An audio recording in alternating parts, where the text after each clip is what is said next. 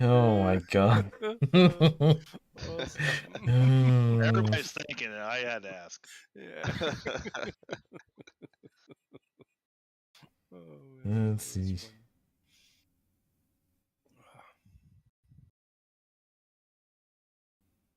Funny. Let's see this life. I'm gonna change title a bit. Out of the closet. Out of the.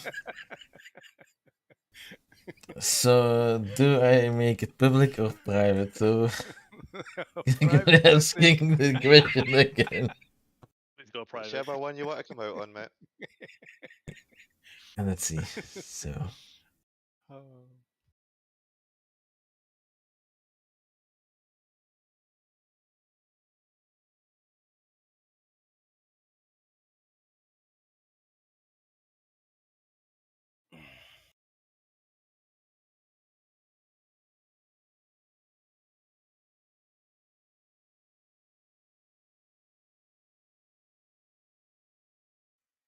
Synchronizer's watch party.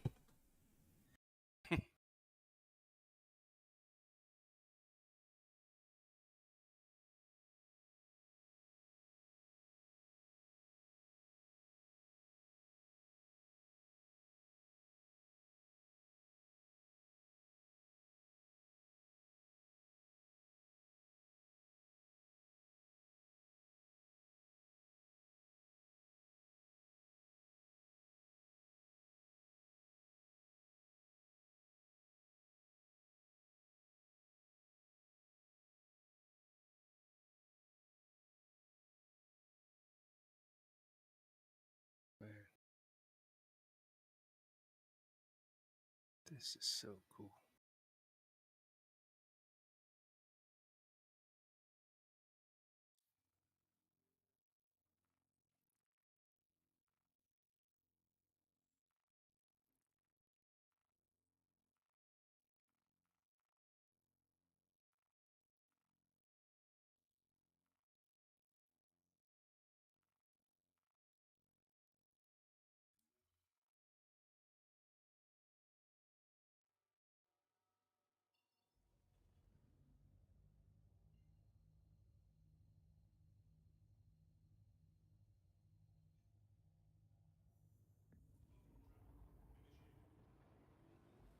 Cisco. Hey, Cisco. What's going on? Hello, everyone. Hello, Cisco. Oh. How are you doing, man? Not bad. Not bad at all. Had a couple of growing pains yesterday Oh, with this this new build, but I think I'm good. growing pains. Yeah. That's how you call them. So That's a new word. We call them bugs.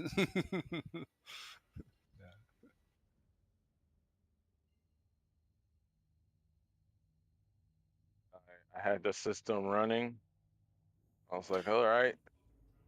I decided I wanted to change a setting, and then Oh, I realized like, oh, I can't enter the BIOS anymore. oh, Like, and so I'm like, okay, let me. At the time, I was on a beta BIOS because the one that came with the motherboard wasn't running my RAM at the right speed or whatever. yeah, So I upgraded it, and then I couldn't enter the BIOS. So it's like, okay, let me go back to the latest release BIOS. right. System wouldn't start up. Oh, damn. Oh, like, Shit. what the heck? I was. Yeah. And so finally, I went back to the beta BIOS, and after like one or two tries, it booted back up, Oof. and the BIOS was working again. Oh, I was man. like, all right, cool. So then, so then that's when I started trying to do a couple little benchmarks or what have you. Um, I started messing with uh the curve optimizer Right. and got it I'm in a decent spot right now. I had it at, right now it's at a negative 20. Once I put it on 25, it crashed. So I think at some Oh, point yeah. today I'll inch it up to 21, see if it goes through, then 22. Yeah, it's just like trial and error, I guess. Yeah, yeah. It just hopefully I can enter the BIOS again. That's the key. You Yeah. know. Oh, so you had a stressful moment there yesterday. Yeah, I mean, I knew like it worked. I just couldn't figure out why it wasn't booting up, and because Yeah. as I said, I got into Windows actually like just to see if it would work. Yeah. I just took my old my SSD I hadn't formatted, and I was able to boot into Windows without formatting the drive. Oh, yeah. But you know, the drivers were kind of funky, of course, for all the components. Eventually, I redid it. Yeah, you have to be careful messing with the BIOS settings sometimes, especially when overclocking. You really Yeah. know what you need to do. Yeah, well, the good thing about this system, like, yeah, if you want to get into the nitty gritty, you can do some crazy overclocking with it if you want, and you got sufficient cooling. Right. But just altering the curve optimizer pretty much gets the results that most people want without Okay. having to know what you're doing. It's great. Yeah. Like Okay. when I had like the 4770K or the 7700K, it was easy to just change the multiplier and you know Oh, yeah. you were good. Yeah. Nowadays, not so much. You don't touch Yeah. stock You have operation. You don't touch the multiplier at all. no. And you have so much settings that you can mess with Yeah. nowadays.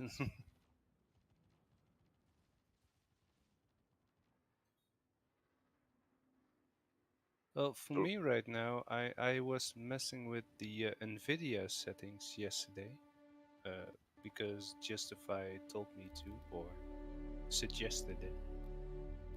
And I get so much better frames, or at least the quality of the image in Star Citizen is much better for me in general. what settings were changed? Yeah, no, well, I just Everything. everything. Yeah, I really didn't know what I was doing, so I just messed around, and I really don't know exactly what kind of setting it was, but everything is much sharper. I think it has something to do with the anti-aliasing, and there's another, I don't know what it's called, but yeah, for me it really worked out well. But you just reminded me. I need to go back in and enable G-Sync on this monitor. Oh, right. Forgot. Some things like you're so used to it just being the way it is, Yeah. and you forget to change it back. Oh, In my yeah. case, G-Sync and a couple other little things in here. Yeah. It's like there's a spot profile.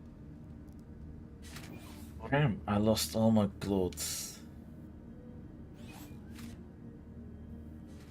Again. Justified, are you there?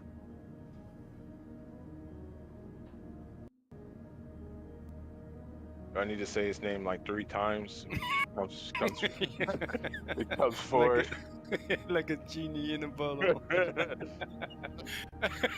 Like Candyman, Beetlejuice, all those things.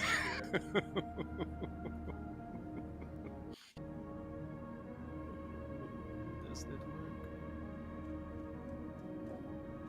Let's find out. Justify, justify, justify! Nope. It turns out you summoned the wrong demon, and that's it. Yeah. Maybe you're just not saying it right. I don't know. Oh yeah, you're like that guy from Pirates of the Caribbean. You have to say it right. His name is Jesse Just a fee. Just a fifi.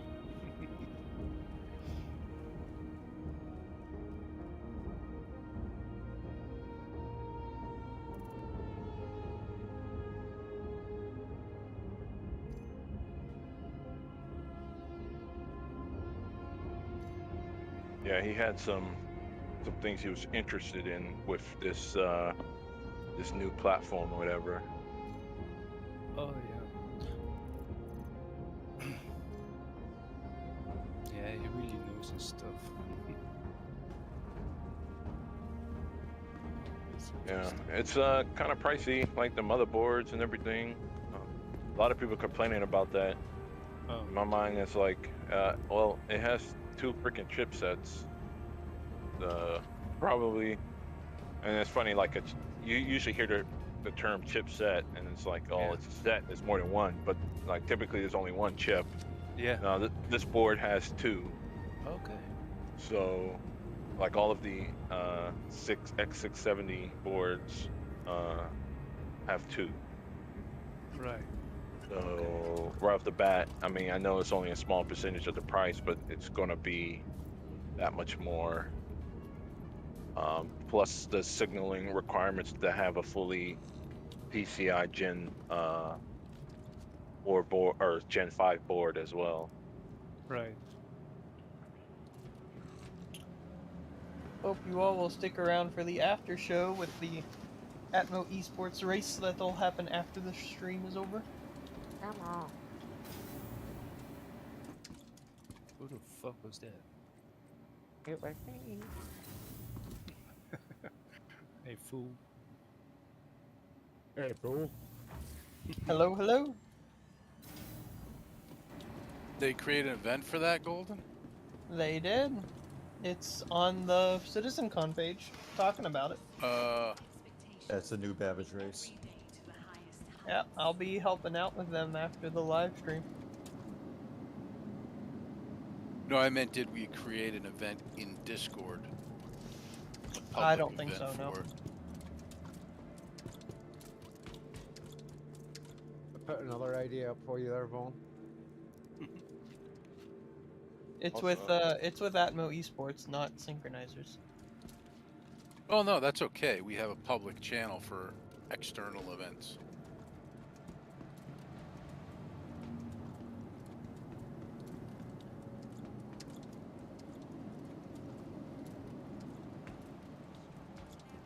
Looking at the telemetry page, I found someone out there already using a 13900K and Star Citizen.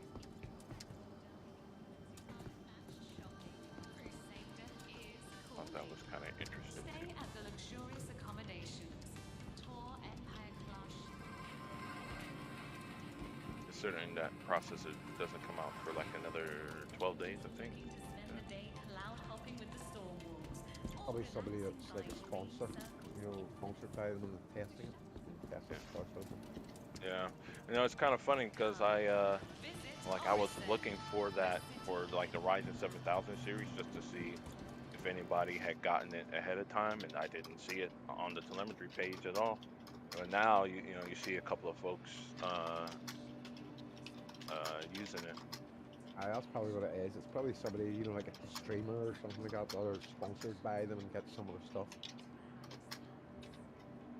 You know, one of the big boys.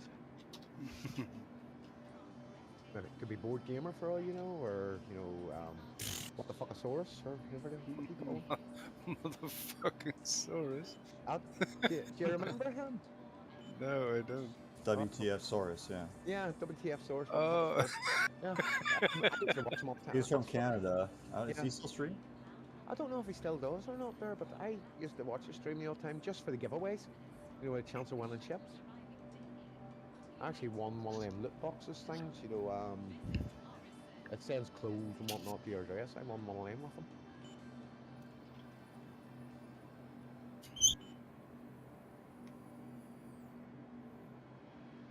Rather well a ship, to be honest. Although I'm thinking of buying the Vulcan. So I'm actually seriously thinking of Vulcan. I got a Vulcan. I'm just yeah. waiting for the day. Yeah, I'm seriously thinking about one because then it's like a small refueler. And it's also a small repair. So it covers 2 aspects of B&M. And refuel. Yeah, that's what I said. It's a repair and a refueler. Yep. So that covers And a refueler. aspects. Yeah. It's not like a big refueler like the Starfire. It's like, okay, I'm gonna give you enough gas to get to a rest stop. Yeah. Yeah, it's basically like an emergency gas up. refuel. Yeah, emergency refuel. What are you waiting for? Just give you that little jerry can. Yeah, pretty much, yeah. You know, I'm thinking You of can getting fill one of it them. yourself. Yeah, I'm thinking of getting one of them, you know, just to get me started into that, you know, whenever that gameplay comes in. And then, if I'm interested in the refueling part, I may save up past Starfire. But I can always buy Starfire in-game, like 6 million buys it in-game.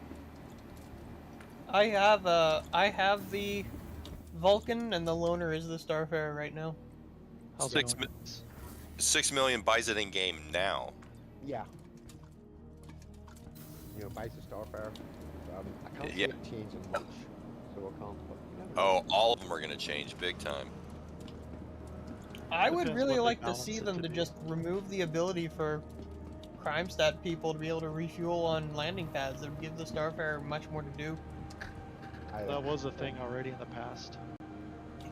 Well, now I guess they put it back because pirates can just go to any landing pad and get fuel. Yeah, I don't know when they changed it, because a long time ago, that used to be the norm. Yeah, you had to go to like Grim Hex or something like that to fuel. Yeah, you had to go to Grim Hex, or you had to go to one of the fuel pads. Back when those were used to be in the game. Yeah, no, I remember, you know, I remember the Grim Hex. I don't know about the fuel pads, but I remember Grim Hex. You know, Could you land at Cry Astro with a crime stat? I didn't think that you could. You could. You could, but I don't think they would service you. I don't remember. That changed. It changed a couple different times. So. Yeah. There was never turrets at there, and yeah, I think you can land them. It just seems really odd how, like, the stations will refuse you service, but the landing pads are like, yeah, sure, no problem.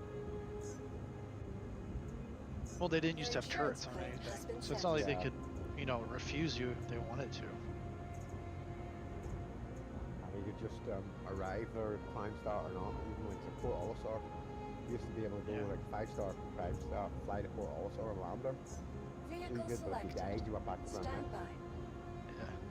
But once they get localized Law and Order, instead of it being like system-wide, it'll be a lot better. You could have your kernel start in one system, you know, one area, but not in the other. Yeah, so you could be like wanted max in like Microtech, but if you flew over to Port Olisar, it's not like you're wanted there by their authorities, which would be nice. But I mean, bounty hunters can still come over from like Microtech and like hunt you, you know, try to make it back. Yep. That gameplay loop's gonna be fun.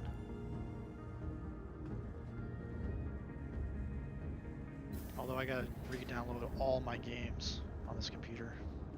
Well, I've been there. I don't know if anybody's been following the PC hardware thread. loosely, but yeah, I've seen that you've tried everything with your hard drive. Yeah, my 980 just, I don't know, it's weird because I came back from vacation, it has been used for a whole month and a half, so maybe the drive was already having issues, and it, like, I guess mid-Windows update, like, the computer just didn't, like, turn back on. Yeah, what it could be is, like, I guess it's on now. Twitch.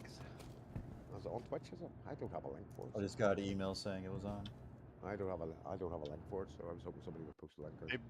Yeah, They've been doing the countdown for about 15 minutes now. I'm on the Rubber Space Industry / Citizencon. You know, it has a timer 0 Oh, you days, gotta go to 0 Twitch, hours, I 11 think. minutes, but not on a Twitch page. Twitch.tv, yeah. But now what could be with your hard drive, it's just been a sticky drive and that's stuck. You know, the drive is maybe, the disk's stuck, it's not spinning. No, it's That's why I an said hammer. NVMe. You know, sledgehammer. Hit it with a hammer a couple of times, Okay. might loosen it. No, it's NVMe. How old is it? It's like a couple years only.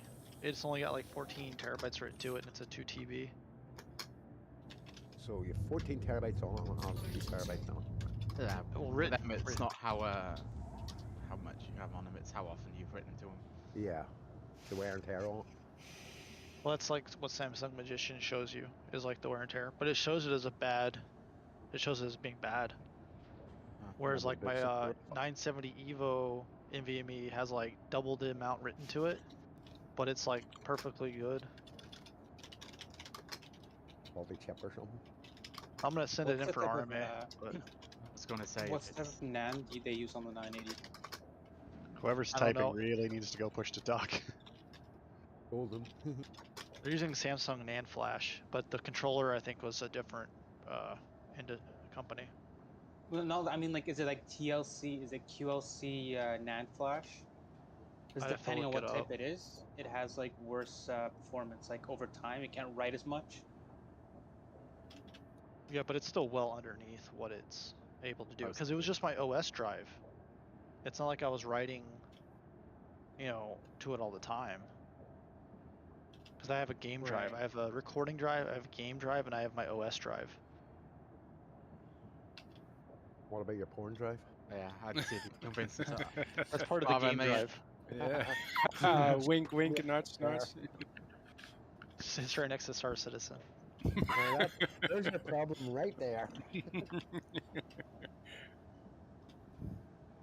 been watching too much porn. I told you, stream it, don't download it. I'm in Saudi, I have to download it or else I can't see it again. Oh.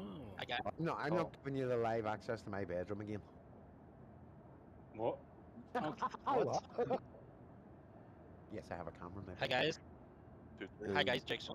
Oh, finally, my voice is back. I was trying to speak or whatever about that freaking drive. So I also use those same drives, the 980 Pro. I have a 2 terabyte and a 1 terabyte in this system. I'm pretty sure that it's TLC for that drive, but in reality, that's not much of a concern, provided that you're not filling up the drive, because it uses a certain amount of storage. It acts as though it's SLC.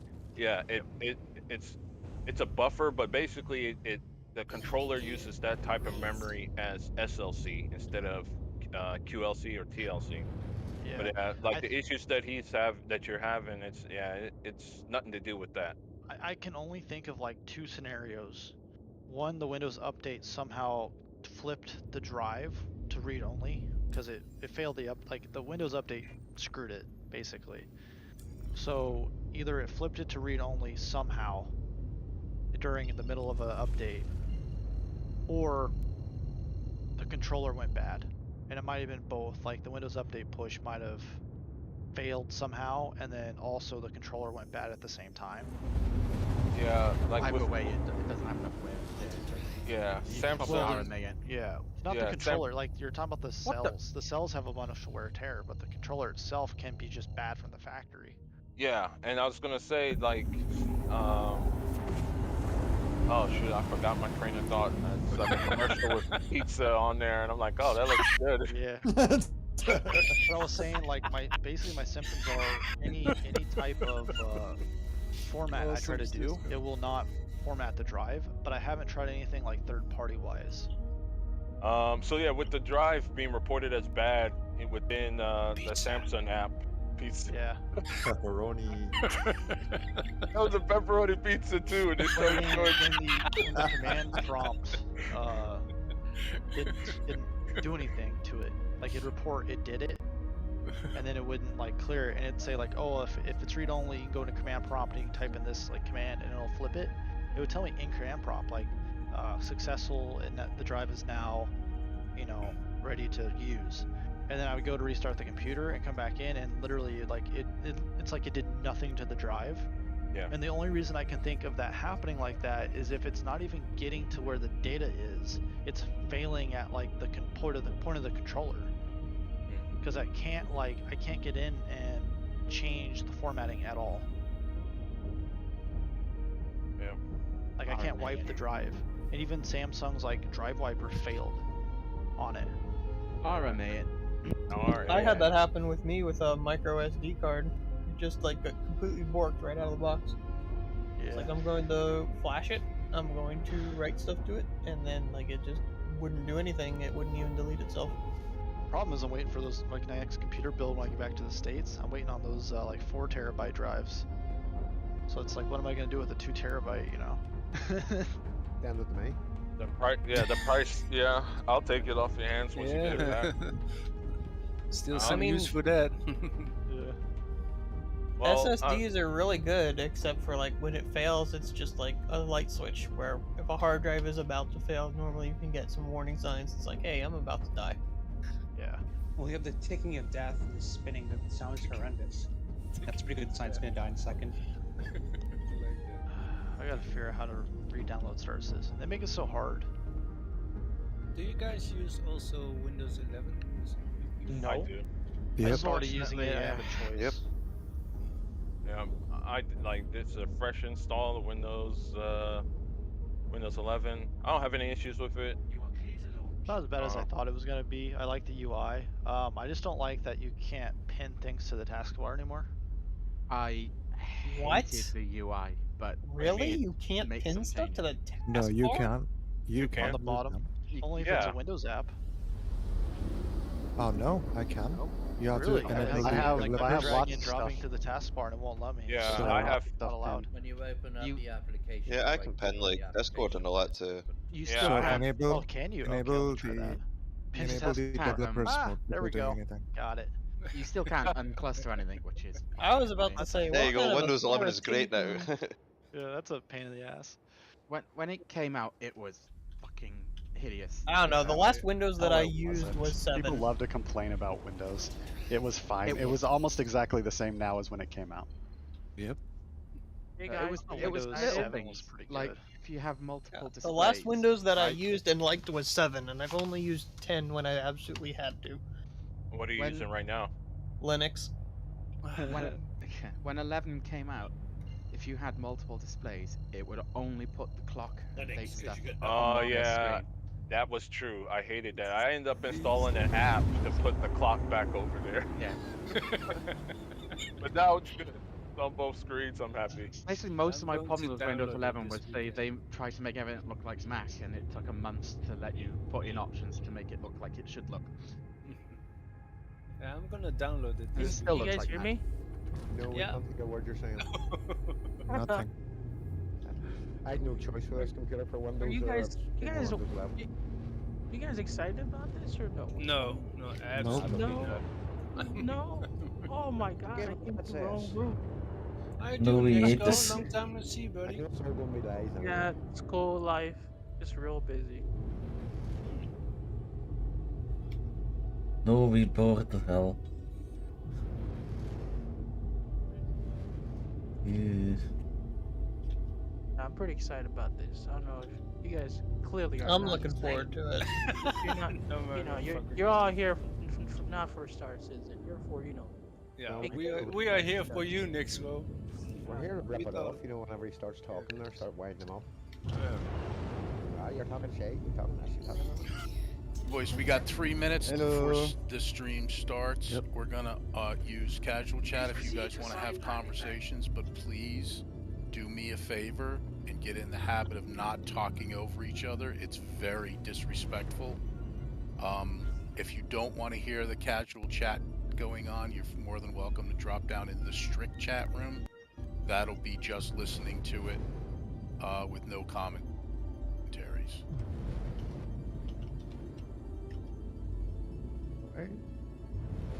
Enjoy.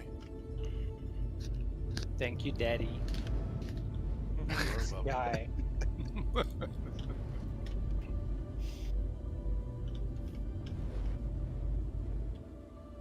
Oh man, 10 years. And Cisco, is your drive, does it have able to read off of it, or is it no read, no write at all? Oh, I don't have that issue. Was it Von Kel that had that issue? I forget. No. Vega, was it not? Yeah. That was Vega. Can you read or write off that Samsung drive at all, or just before? Time to put pizza in the mic. 2 minutes. Oh, there's the pizza again. Somebody said pizza? Yeah. that fun- wakes Cisco up. I actually have some leftover pizza upstairs. Too. That's the sad thing. Oh man, yeah, that is sad.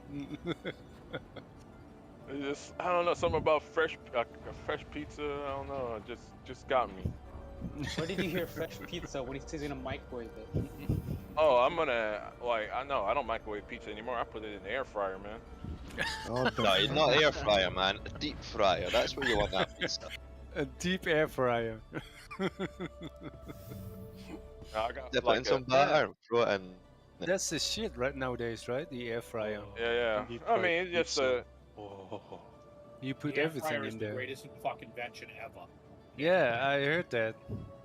I think I'm gonna buy me one. Air fryers are unhealthy. You need a deep fat fryer less for the fat and the grease. That puts fucking meat in the bones. Did you say deep fuck fryer? Yeah, pretty much. And don't remember, just put a good layer of batter over whatever you put in there. Oh yes. I batter my stuff with lard. Hello. Enjoying these frames. This is great. Hello. Oh, I bet you do. I'm jealous. I like 70s. And basically everywhere I've gone so far. I haven't gone to any of the cities yet. And you know, I play at 5120 by 1440, so not a low, not a No, that's not bad. not a low resolution. Yeah. Yeah. Like something harder. 5 seconds to start the stream.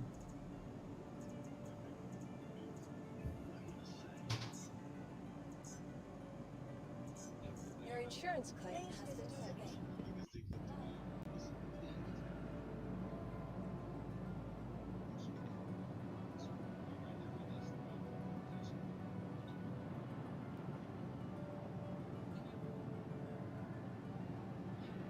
To new players entering the verse for the first time. New players come every day, and I find that They're always happy to show people the ropes. Found it very wholesome. When I first did the Citizencon, where I got to fly the Carrack, everyone was so supportive, and the cheers I got when we were flying through that wormhole was unbelievable. Their effort they put into like their creativity. Such as building a simulator inside of an entire RV or... I love watching them on my lunch break. I enjoy watching the videos and the content. There was one recently on Twitter where it was like the 100 players entering the atmosphere that just looks really grand. I love all the memes. Some of the incredible fan art and fashion that you see come out of them is fantastic. How they come up with crazy ideas each and every day and surprise me. I really like all the crazy shenanigans they get up to in the PU. I can't cuss, can I? The new and exciting ways they find to break shit. Just the random stuff that you do. It's not like the gameplay we intend. People doing crazy stunts in their ships. I'm from the character team. That's why I think it's cool when they show off all the ships, because that's really the only time I get to see them. They create the community by themselves, and that's really, really cool. My favorite thing about the community around events. Going to Bar Citizen. It's always fun to meet some of the backers. They've all been lovely to me in person. Even if they're like really frustrated, you can tell it's just they have so much love for it. I really like it when the community is very detail-oriented about our work. To see how excited they are about our progress. How much inspiration we get from them, from their ideas. I love the genuine enthusiasm. The quick turnaround on feedback. I love that. And how they're always interested in what's coming up. I especially appreciate the people who are able to keep track of dates. They, call us out. It really impacts our decision-making process for, what did we do right? What did we do wrong? It is the most rewarding thing in the entire development process. We're not making the game alone, we're making it with the community. Still keep fighting us. They really do make all this possible. I'm living the dream. We all are. My favorite thing about the community, it'd be impossible for me to narrow it down to one. And if somebody said you had to, I'd probably just turn and walk away. That's why I'm getting feedback from somebody. Golden's getting a bit of feedback. Hi, I'm Chris Roberts. Ever since I saw Star Wars as a wide-eyed 8-year-old, I dreamt of being a hotshot pilot saving the galaxy or a lovable rogue making my way across the cosmos. It inspired me to make Wing Commander and has influenced everything I've done since then. That's 10 years video. ago, after 20 years of making That games, is a I very figured old out that I video. took a break, but Yes, I never indeed. stopped playing games nor loving them. Yeah, that's Now, from the it's bigger Kickstarter, than is it that, not? and I'd like to Yeah, show they it to you. don't want the showman sitting on his luxury yacht. They made that set with the first Javelin purchase. But I don't want to build any old game. I want to build a universe. I want to build a game I always wanted to build, but I didn't have the tools to do until now. One that you can fly off a carrier fighting a heroic war on the front lines, but also one that you can muster out. Have the and little find your own weird fortune in fans stars on the- wherever your spaceship takes you. I want to be the able to share radiator this fans on experience the spaceship. with my friends and fight against real opponents in space, not just AI. And I want this to be as good or better than any other game out there. And I want to actively push the boundaries of what you can do in a game. None of this would have been even possible 2 years ago. But with Moore's Law driving PC performance and cost, and the gaming community embracing talented developers via crowdfunding, I believe it is possible today. I've never been accused of having a small vision. with his hands. And so I thought it was best if I share my ambition with you visually. I'm pretty excited by how it's joined out. So why don't you come join me for a sneak peek? 10 years ago, I stepped out onto a stage at GDC Online in Austin, Texas, and revealed Star Citizen to the world. We broke all records in crowdfunding, helped kickstart a revival in space games, and embarked on a journey with all of you to build the most immersive virtual universe ever conceived. I did say that I'd never been accused of having a small vision all those years ago. Every year since then, we have celebrated our anniversary with what we dubbed Citizencon, a celebration of all of you, our community, without which we would not be here. When I made the original pitch for Star Citizen, there were no employees, no studios, and just a proof of concept demo cobbled together in CryEngine by myself, the help of a few people in their spare time. You couldn't play Star Citizen as it was an idea, not a game. The first few years was more talk and not as much show, but we managed to release the Hangar module in 2013, Arena Commander in 2014, and the first steps into the persistent universe with Star Citizen Alpha 2.0 at the end of 2015. I muted him. The real game changer was Star Citizen Alpha 3.0, which we released at the end of Yeah, I fixed it. Don't worry about it. Sorry about that. I the fixed first it. step on fully realized and detailed moons instead of just traversing space. 2018 brought the first planet in Hurston, and from there we filled out the rest of the Stanton system from ArcCorp to Microtech and finally Crusader with its floating cloud city of Horizon last year. Today, there are just over 4 million registered accounts, with 1.7 million of them having purchased the game. And while we still have lots of features and content to build before I'm ready to consider Star Citizen done, people are playing more than ever. This year, our average daily unique players is around 50,000, and we have peaked at 130,000 several times this year. This compares with just under 10,000 back in 2017 and 32,000 last year.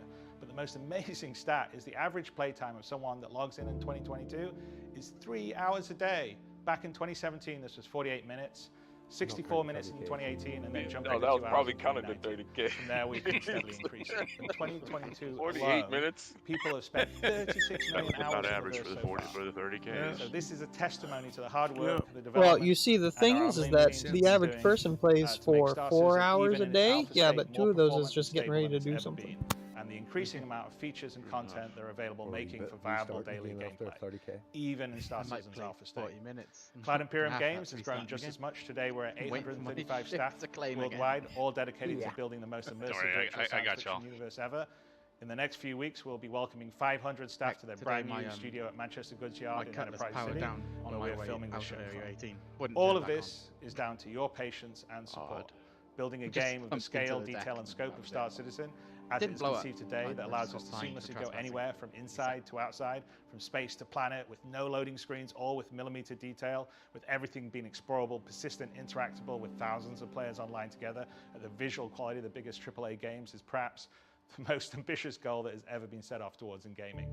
I am both humbled and thankful of being in the position of chasing my dream to build a truly immersive universe. And it has only been possible by building it outside the traditional publisher system, with a direct relationship to our secret source, you, our community. The strength of the Star Citizen community is the real unwritten headline to our longevity and future. The connections and friends people have made along the way, the events organized inside the game and outside by the various orgs. This year, we've had 140 Bar Citizen events put on around the world. With some of the most recent being in China, South Korea, Singapore, Paris, and Florida.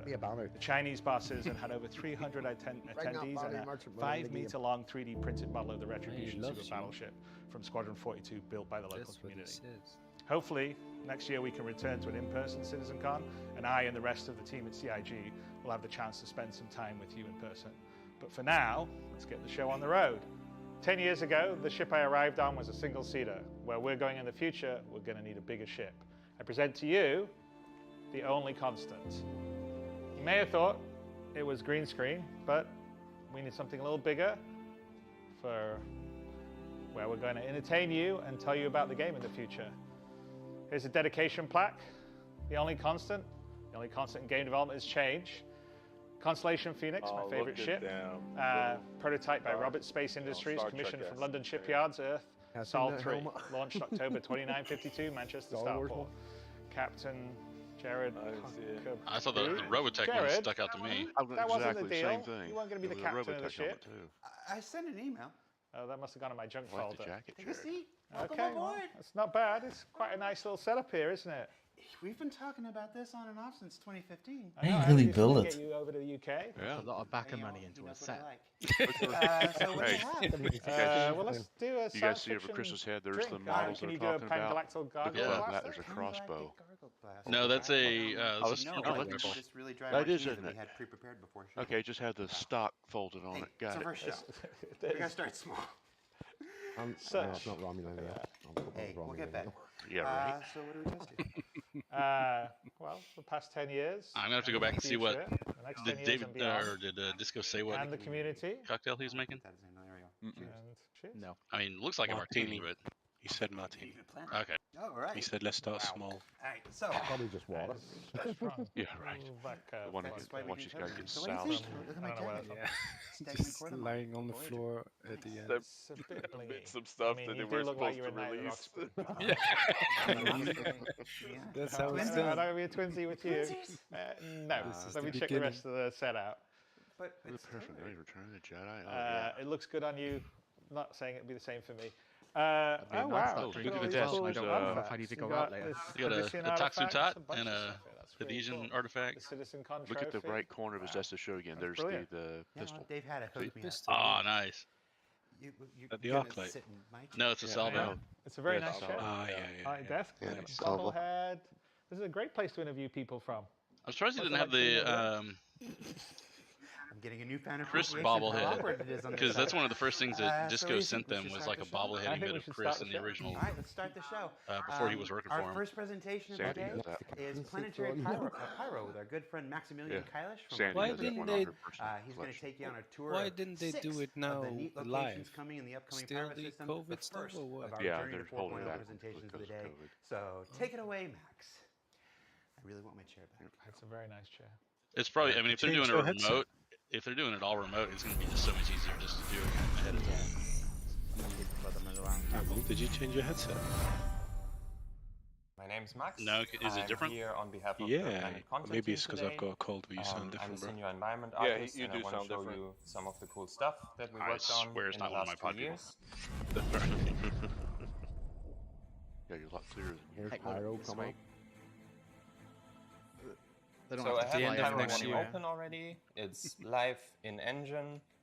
This is like the current version of Pyro, so we're still gonna do like a polish pass on it. So not everything is done. At least if I But we keep still it want virtual, to we show don't have to you fly anyone anywhere. what Pay we for an have event so space, far. pay for So an the event idea company, behind blah, blah, Pyro blah, 1 is that it gets hit by solar flares like repeatedly. Just build We a got silly some set concept piece. art from the concept art team, and the way that they visualized these solar flare hits was like glowing marks and streaks all over the planet.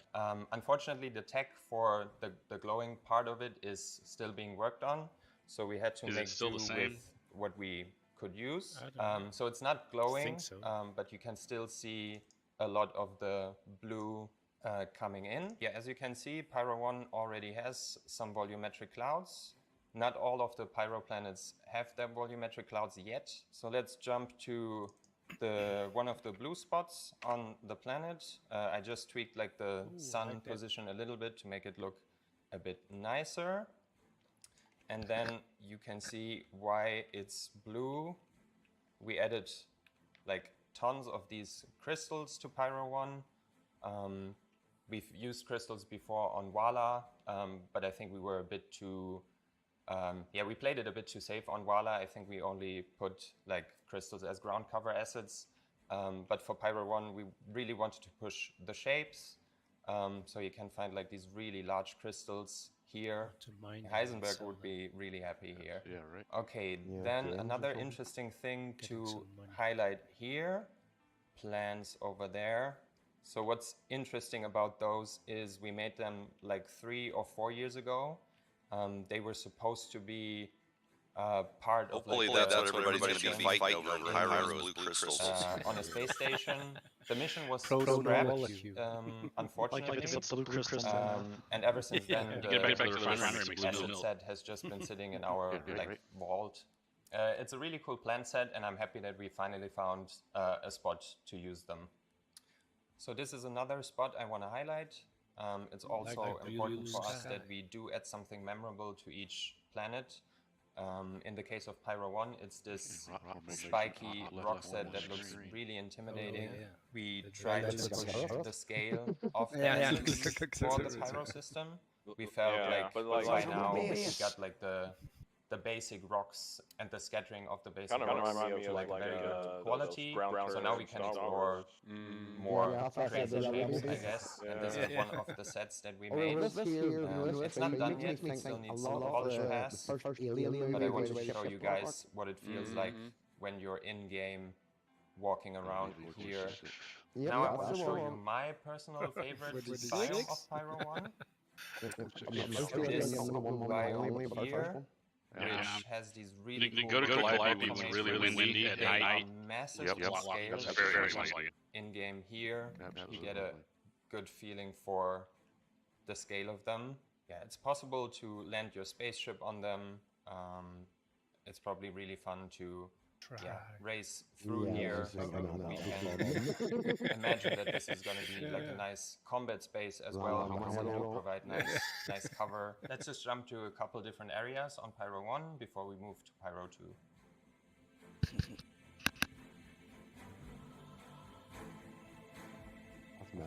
The game of the graphics on is amazing.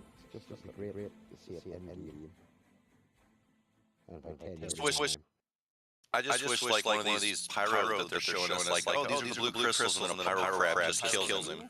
In comparison to Pyro 1, you can immediately see the planet is like way more colorful. There's more variation in the use and values of the colors.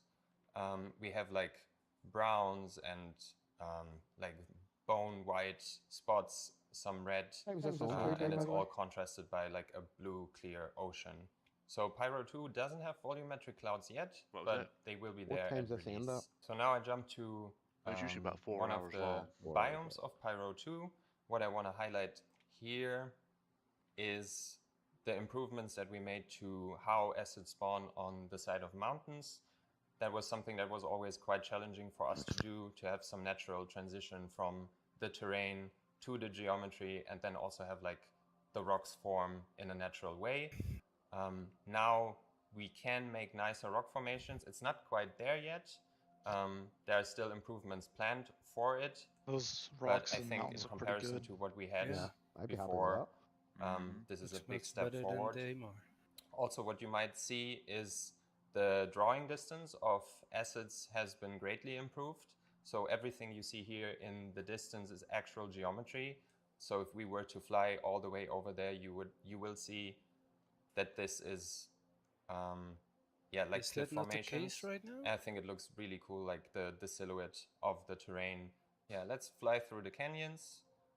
Yeah, I would do this in a spaceship, but I'm horrible at flying, so I'm just going to use the camera. Everybody can fly. So now I jumped ahead to a really cool biome on Pyro 2. It's simple, but I think sometimes less is more. In this case, I can't tell if all the buffering's on there from the rest of the planet is that we added these calcified trees, and they spawn in very dense clusters. So you almost get like little forests of them. So it's supposed to look very dry and kind of dead, but still in a pretty way. Okay, if we look at it from this angle, what I really like about this biome is the contrast that you have here on the terrain. It's pale, it's dry, but then in the background you have like the nice clear blue ocean. So this is one of the red areas on Pyro 2. I just want to go to one of these planets and go fishing. It's kind of like a sandy desert, but we try to add like a lot of different geology assets, different mixes of that won't be bushes big enough to and haul the grasses. fish back. What are you talking about? So it's not like a dead desert, but it feels kind of lively. You need at least a whole day. And you find lots of foliage here. We have like these cliffs in the background, there's your lake to which fish are in. pretty dark.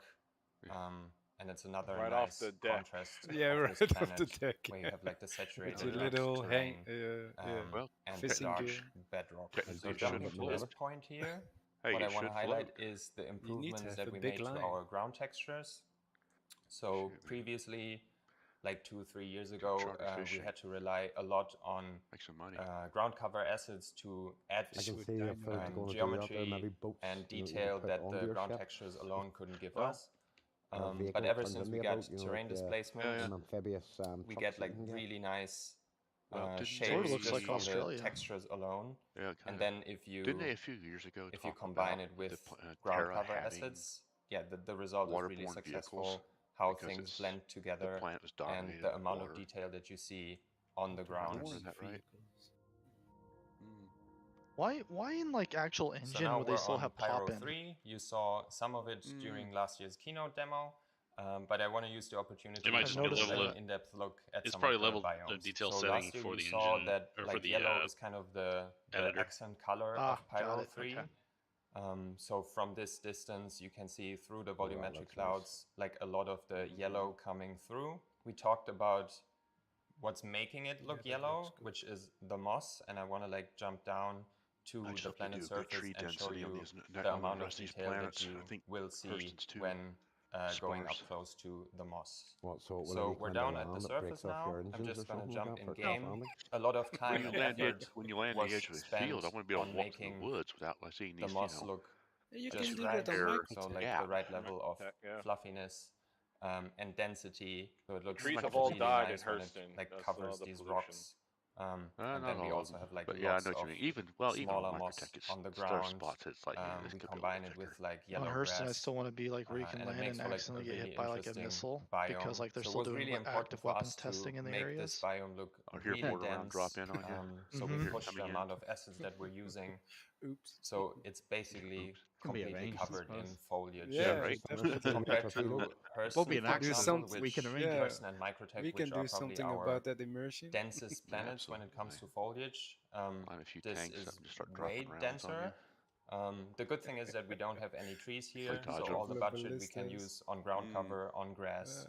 Now we jump to a Pyro coast biome. The improvements we got to Oh, the coast yeah. biomes is that we That's can it. now use OPR override really nice. for every single Yeah. biome. Previously, Yeah, we done could well only without use one water. global override Yeah, so per just planet, the waves look which, as you legit, can are a imagine, lot is better Look at the not lichen enough on the when you have rocks. something like Stanton 4, where you have snowy regions and Well, spruce maybe tree you guys are regions, more advanced than I and am. one Maybe I object lagged a preset little. just can't cover every coast. He's We coming added up, you know, he's these going along like the coastline with the coral, water waves. this Yeah. like There is coral plant life, geology set to That's have some of the coral. yellow also along the coast. So you see There we here, go.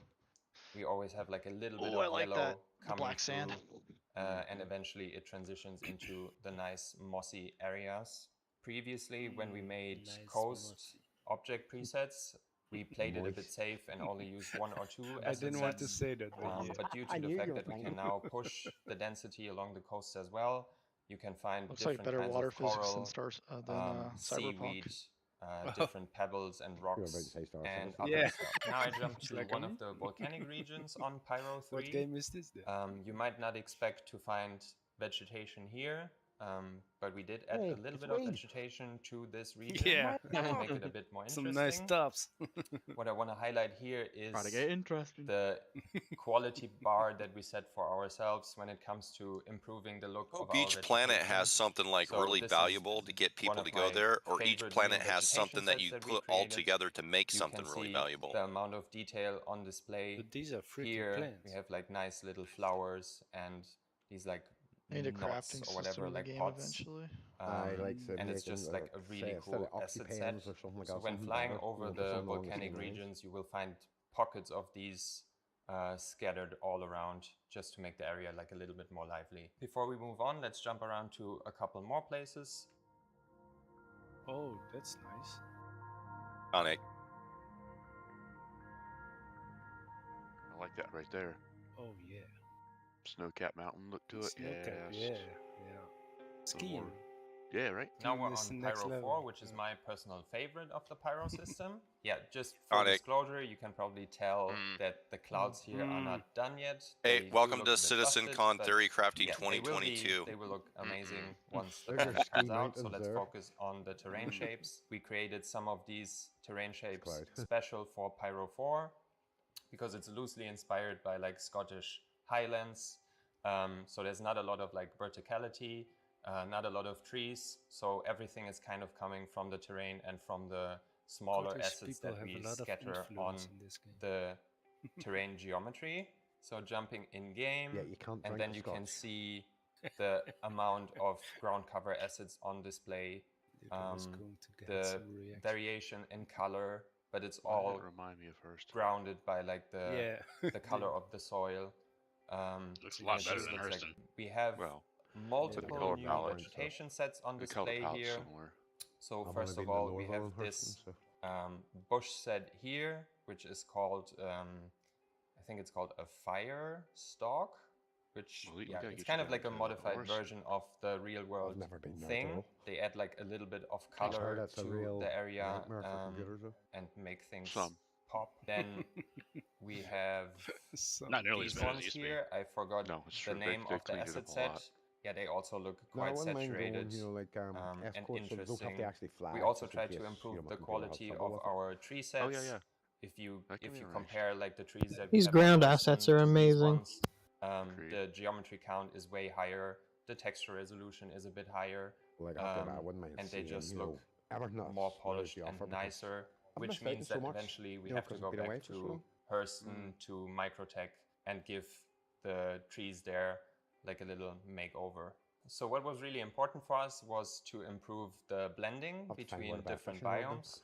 So you see here, these are two fairly simple biomes. There's a clear distinction between them, but the transition still feels very natural. So if we go down here, you have like the red grass and it kind of feathers out.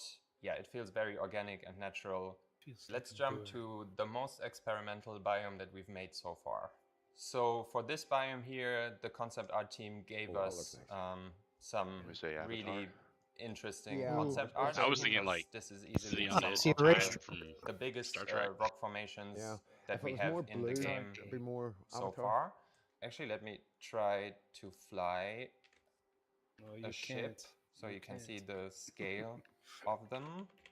So they're massive in scale, and what was the hardest part about getting these to look right is that they're supposed to look really good from a distance, because you can use interaction mode to start your ship. Yeah, to be visible almost from space. But then the tricky thing is also to make them look good when you're standing up close to them.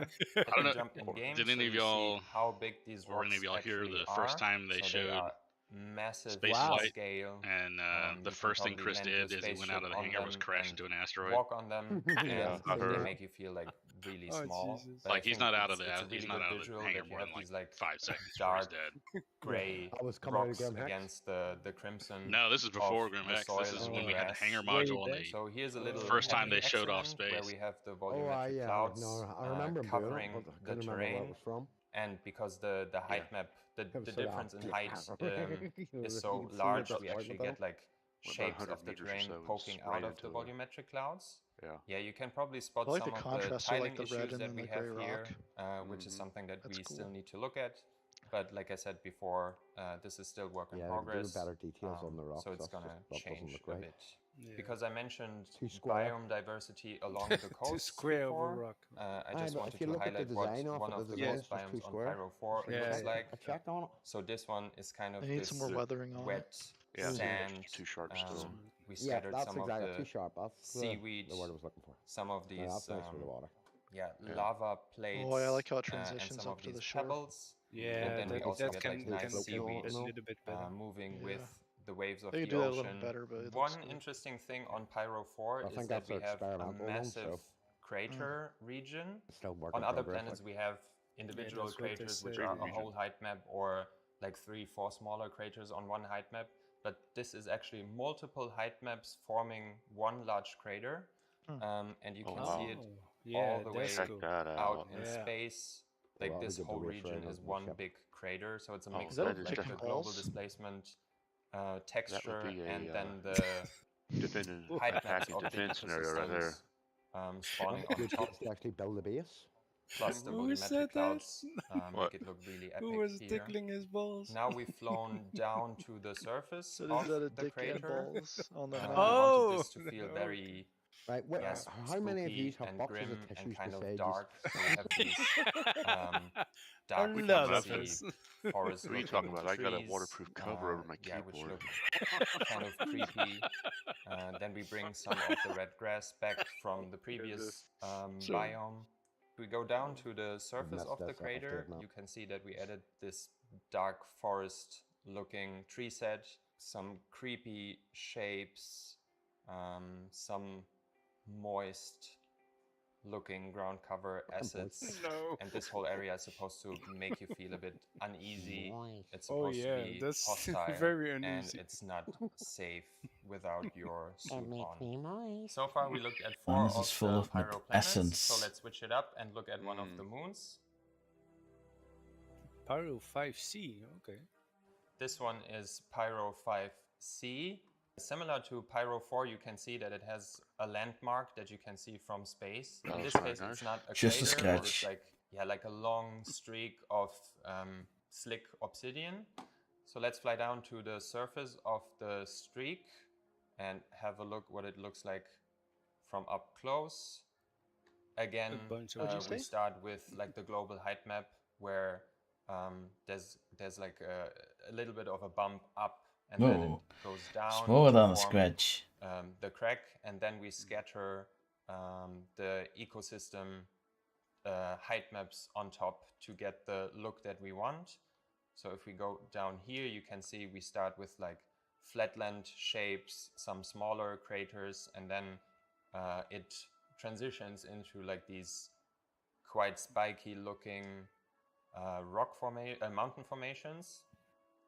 And then down here, they feather into like these longer ridges of bedrock before it becomes smooth down here. And if we jump to this point, which is a really cool spot, What I do because, wonder like, the sun is just what they are hits going the to obsidian do. in the right way, and How- everything oh, looks wow, like that's nice cool. and shiny. Nice. You can see here that the ground But it's looks just quite obsidian. different from other planets. So instead of soil, it almost looks artificial in a way. Asset-wise, we're using one of our obsidian sets that you can also find on Stanton 4. There's something that comes out This of one got a bit of Vulcan. an update, a bit of polish, so Lava. we improved Lava, the yeah. shapes, different textures, Just just to waiting make for it them to show us the look Tower of Barad-dûr. extra Looks cool, like chocolate. like the way the sunlight Yeah, looks like chocolate. Good hits point. these Yeah, surfaces. To make this area a bit more interesting, we The edible decided to planet. add some of these white, light gray it the mining shrubs, the hell out of that just shit. so the area doesn't feel too samey, and it's always nice to have like the occasional pocket of vegetation. What I do To wonder set is the how they obsidian biome gonna apart fill from all the that rest of the space up with planet, stuff to we do, you know? went with the opposite route 'Cause this is for exploration, these right? biomes here. Some of them are So rubber. instead of being shiny Exploration, man. We're gonna and have to go find out. slick, they are more Few dry, trees. covered in dry That's sand. too, Catman. Sorry. The vegetation is dry. No, but We you're added right. It's a some lot of of space these to cover. spiky Yeah, that's what I shapes mean. to add some Yeah. verticality These to the planets or scattering. moons But even yeah, are outside huge, the man. Shit. obsidian But they're crack, smaller than the real this thing. is what you will find on the planet Have you ever most seen of the the time. scale? So What they this show is go-to the scale. point Our I core picked is to smaller than show Earth. some of the subtle color that we added Yeah, to but still, Pyro for 5C. like in-game So stuff. the obsidian Oh, except crater for is like Hurston kind only of has just the dark gray, black. I guess the like desert I the just space, showed is the amount of also light volume gray, of Hurston is the so same we as the felt US. this needed a bit Not volume. What am I a thinking bit of a color Land, breakup, land so we added space. The land mass. some of these red It's like use Delmar or something like that. But yeah, I know what you're talking about. the occasional when they're biome. going to actually add It's Earth very to it, 'cause I want to rocky. see if I can see my house. You also find Right. the red sand Park a on the spaceship rocks outside from my the house. You biome won't. accumulation, You won't. and it looks really nice how Well, they should. the red They should just should combine do- with creeps up into the crevices The- of the height Yeah, maps this in is the the landscape will background. be totally different. It's going to be a lot more like ArcCore. We're going to end our showcase Honestly, today they should on just pair Pyro with Microsoft's 6. Flight Simulator. Pyro 6 has a Right. very interesting Google color Maps. palette. Like I Yeah. really like the Please yellows no, I don't want and the the CIA in pale my Star Citizen. beige tones of the terrain, and then you And have FA, another not blue CIA. ocean. Well, As I'm you sorry, can see, who- the terrain is kind of Who gave ridden Google the by funding for Google craters, Maps? I forgot and which we get these agency did really it. cool shapes where the ocean fills in those craters. If we jump Ooh, that's all the cool way looking. down to the Fishing edge pool. of one of those craters, Is that liquid water? It should be frozen, right? so now we're Or at maybe the it's edge methane. of one of those craters. Oh, he hurt himself there. I'm I- jumping I would in-game like right it to now be just to water show you with what some it feels fish in like it. walking along here. So It you looks drop like water. bomb Look on on, it. look on the you can see horizon on that the we left. That added looks like water. Looks like Nachtrog. Dramatic looking Yeah. coral shapes. Like and then Cody or eventually something. you walk down here towards one of those craters that's filled Yeah, Maybe. with that's water. We have a couple of floating Gatorade. meshes here on the left. This is still Gatorade. work in progress. Brondo. Still One drink, of us, right? probably me, has to go in I thought and Brondo was green. yeah, adjust the settings of the spawning here. Could be And then Romulan we're ale. right at the edge. And I really like the All color about that of Romulan the ale. water Oh wow. and I how think it looks against the what I hope they color do is of the white chalky for all the people that want terrain. fish and fishing, because that's Then been over like here, almost a meme for I want to since the introduce start. you to our Yeah. human scale ref. They need to have like one of these displays, and his then name the is guys near the Rudiger. coast and a giant And he's like super orca helpful thing just when comes we out and set eats up him. It's like, object oh yeah, we've added presets, fish. because you can immediately see how the scale Yeah, of assets piranhas. feel In the when water, you something have about the him size of a in megalodon, some situation, spy behind like he him. adds context to the scene. Yeah. You know, it'd be He good as well if spawns they had like a planet every like time that Waterworld, you know, object total preset water. Oh, spawns. yeah, absolutely. And Yes, that's Or the what I one would like to yeah, see. he helps out of us Star Wars, find the the right cloners. values Yeah, yeah. You know the way they when have it like comes to the scale thing of sitting our just above the assets. water. In general, Yeah. this Yeah. Like the whole biome planet, you here can is actually another good example Geonis- of Geonis, how I our think it ground is, yeah, something like textures that. work together That would be with very nice. the assets that we put Absolutely. on top. And then you So have these the transition is really nice underwater from this ground texture to this vehicles one. that you can use. Oh, that and then we have landscape. like the Look out same into rock the set distance. on both Uh-huh. of them. Where's my cyclone? And it makes like a nice amount of detail Dragonfly. on the ground. Oh yeah. Then Yeah, occasionally great we cat. spawn some of these spider-looking. ATV. They need a ground four-person meshes. hover vehicle. So this spot here Yeah. is really nice because you get like Or even just two the people, like particles, Luke's land speeder or something. the monochromatic terrain, the assets, and it's all against the backdrop Oh, of that's right. the This is the one that's skybox of the it's like pyro an acid system, environment. which is red. Mm. Then we get like some really cool looking sunbeams coming through the volumetric clouds here. I forgot about that. It said somebody should be extremely hostile And to then us and to if ships. I Oh yeah. turn This is the this is not sun air and that we you make breathe. this No, no. dark, These are and not I the jump droids in you look game, Thinking Reach that you can dust. see Look how at that. drastically Oh my the goodness. skybox impacts the That lighting looks really cool with the sky and stuff. when you're on the Halloween dark at night. side It's like of the burning. planet, and the skybox Yeah, is so just dark side Oh, of them. yeah, it looks Wildfire. really good. The Jeez. So skybox. this is the Oh, skybox yeah. for the Look at entire that. pyro system. Yeah, that So looks you will see it on every single pyro planet. It's just that Pyro 6 has like a very Look thin at the pulse atmosphere, you so see through it too. you Or is see that- it Yeah. well. Yeah, that here. light and darker thing. Yeah. Yeah, it's like flames flickering. Yeah, yeah. I think I'm that was probably happy dust in the wind. to have had this opportunity to show you guys the work that we did in the last 2 years. I'm super excited to see you guys explore the Pyro system for the first time, to hear your feedback. And release it. There's still work that we have to do, make sure the but I jump- hope that you jump gate are works properly. even more excited than before after seeing what I showed you today. I didn't saw that much that I say, okay, that's oh wow, that's cool, you know. Hey, More or it's less the Waterworld. It's new. I think is Yeah, what it's folks new. are.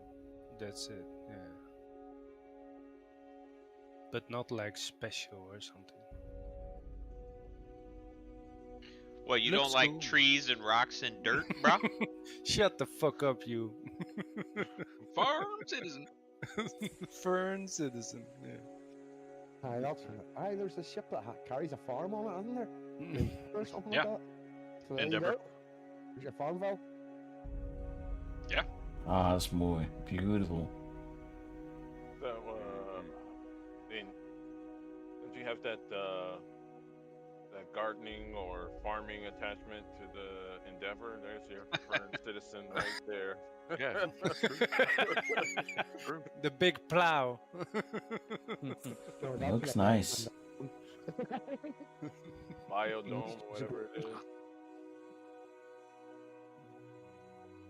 Alright, that looks pretty cool. Yeah, looking good. Oh, yeah. That They looks show things that are brilliant, but they don't bring them in for years. Well, Probably about 5-6 years before we see any of this in game. No, won't be that long. I think they're further along than they let on. Just give it to us. Look at it, it's ready. I mean, that's the funny thing is like they're so invested on getting the server meshing and the jump gate working. I gotta have it. You gotta have it. Once they get that to you where need to it's get the like jump not pre-rendered, jeez. Look at that. Aye, they need to get the jump gate sorted out so it can have Beautiful. more systems. Yeah. Was after Pyro's Nick's in it? For all you know, they could have 5 or 6 systems ready, but just not the jump gate technology to get you there. That's been a rumor for a while. Yeah, they're all in further along in the state of being ready than we think, or something like that. Yeah, I've heard that echoed Yeah, before because too. they can't say, oh, they have it done, but the jump gate, because then there'll be too much pressure and hassle to get that jump gate. Well, they sorted out, blah, already blah, blah. showed the jump gate in action before. The thing is, it's just a loading screen at this point. It's not how what they want it to be, though. Yeah, But they could honestly get away with that. Well, you go into Quantum, and that's basically a loading screen. Yeah, exactly. Change the loading screen to look like a Quantum, and there you No, go. that's what they have right now. Yeah, exactly. That's what they showed. good That's enough. what they demoed. Yeah, that would be good enough. Yeah, this is Chris talking about. But they wanted you to like actually navigate the jump point. So if you had too big of a ship, you couldn't navigate it, and you just wreck or fall out of it. Well, from what I read Anyway. recently too, is that they said that'll be an option. Well, he's a game developer. Some of the and ships a already founder, know- CEO. has he- already he made his programmed first game to when he was follow the like route. 15. Anyway, he was So, sitting in like my the chair. smaller ships or something like and that, he's that's what left. that looked. I don't know where he went, but he should not be let back in the building. Yeah, black shirt, jeans. That's Jack a Smart we're talking about? Yeah, That's a nice just laptop keep bag. him out of the building. Yeah. Because he sat in my chair. All right, thanks. Sat in the chat. When are we live? Hi, welcome back to Citizencon 2952.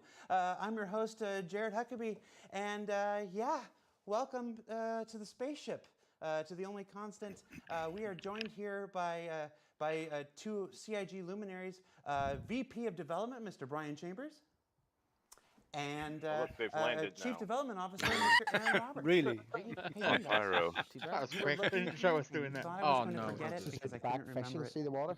during the thing. I'm not good with titles. I know. I've had Say 6 of Pyro my one. own, and my job hasn't changed. Back so out I there can't fishing, cut you it. said? So, Yeah, right. I like your dig. that's what I was going to. That window is driven by at least 2 3090s. We have been, Or we have been talking about 149. dreaming about this, Yeah. and just You say imagining it's doing run by or this it's the same since size as? 2015. Every time we talked about changing the things, So and the stuff whole up ship there, is driven whatnot, by what should we do? 3090s. It was always like, we should build a wait spaceship. for We should Chris do just- this. So it's like, yeah, someday. Just wait for Chris to stick his head up behind, back with a helmet on.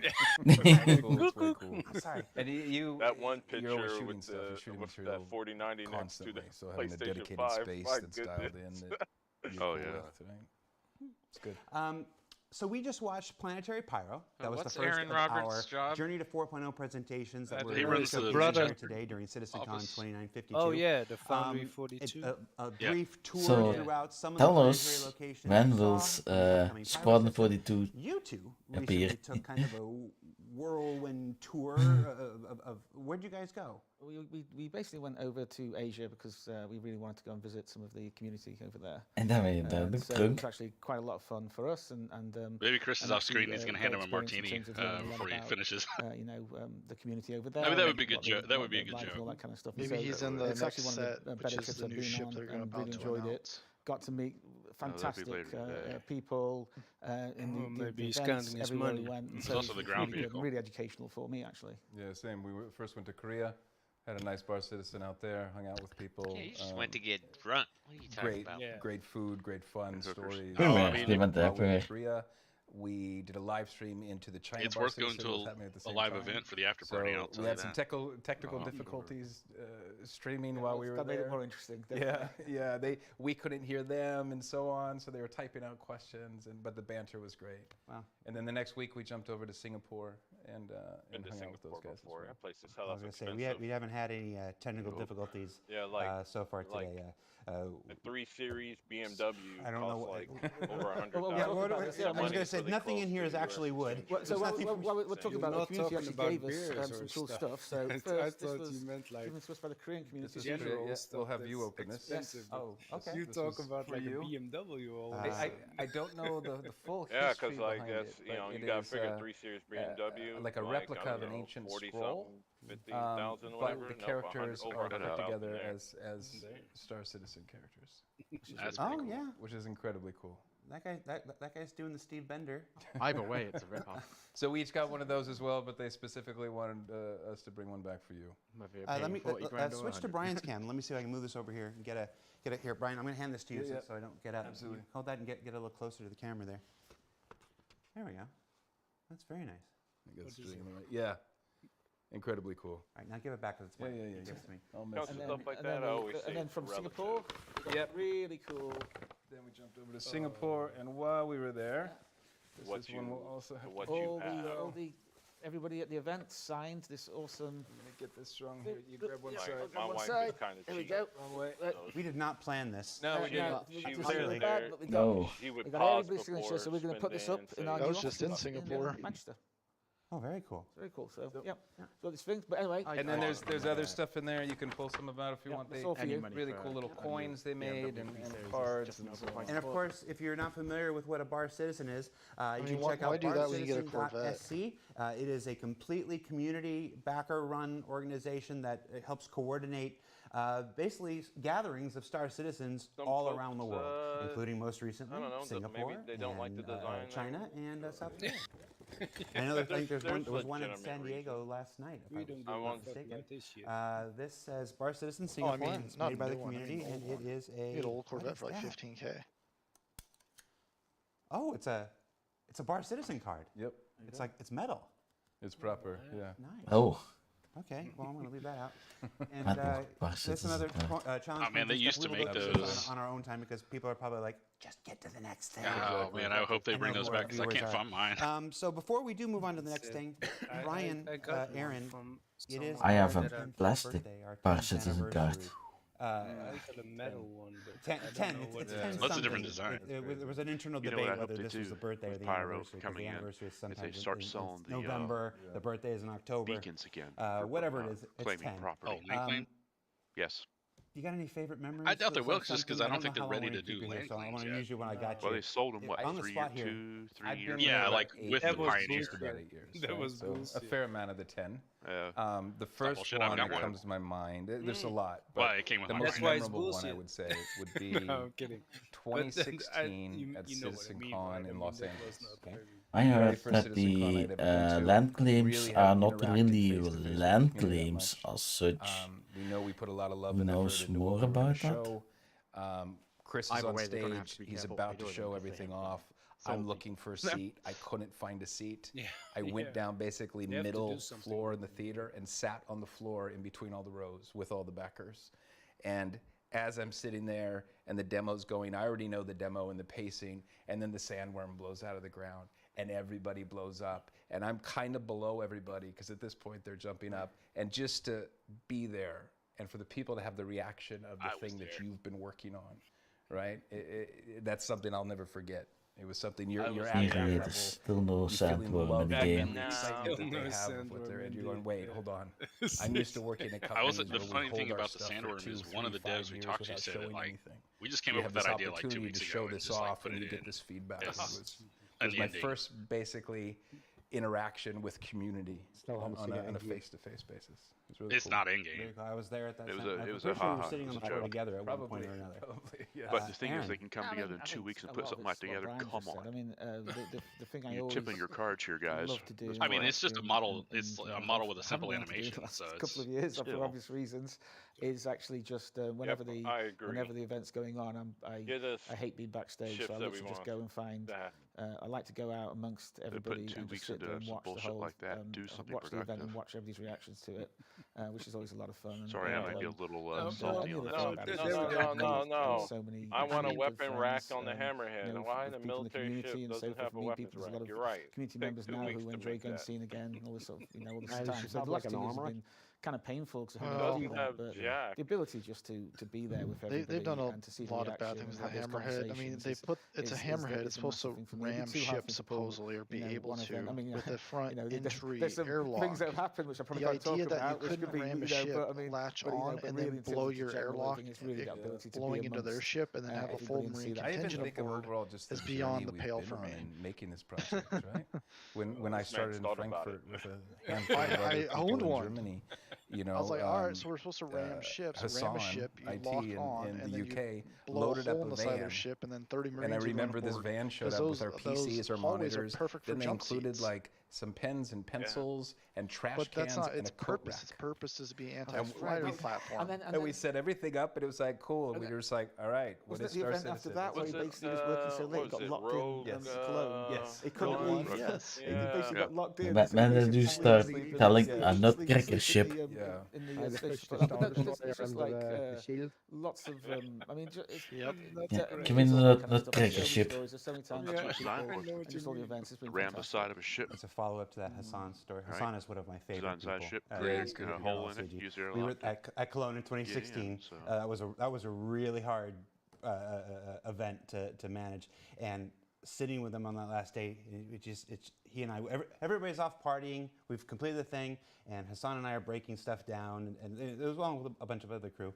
And he just sits there and he goes, "Dude, I don't know if I can do this next year."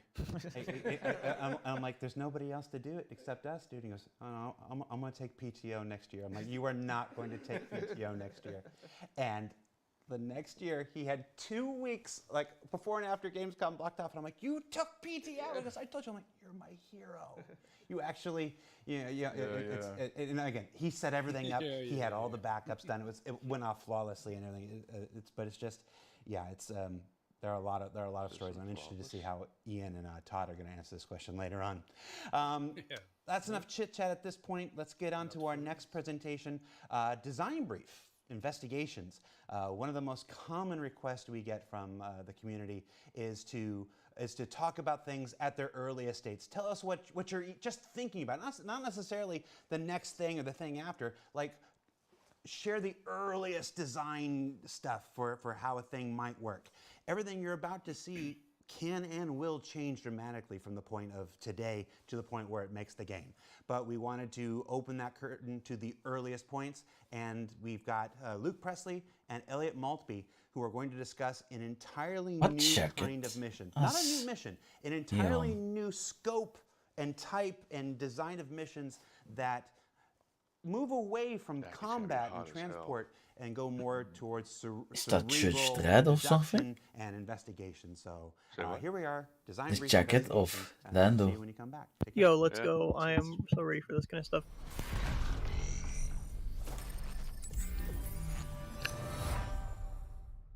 Hi, my name's Elliot Maltby. I'm a principal systems designer.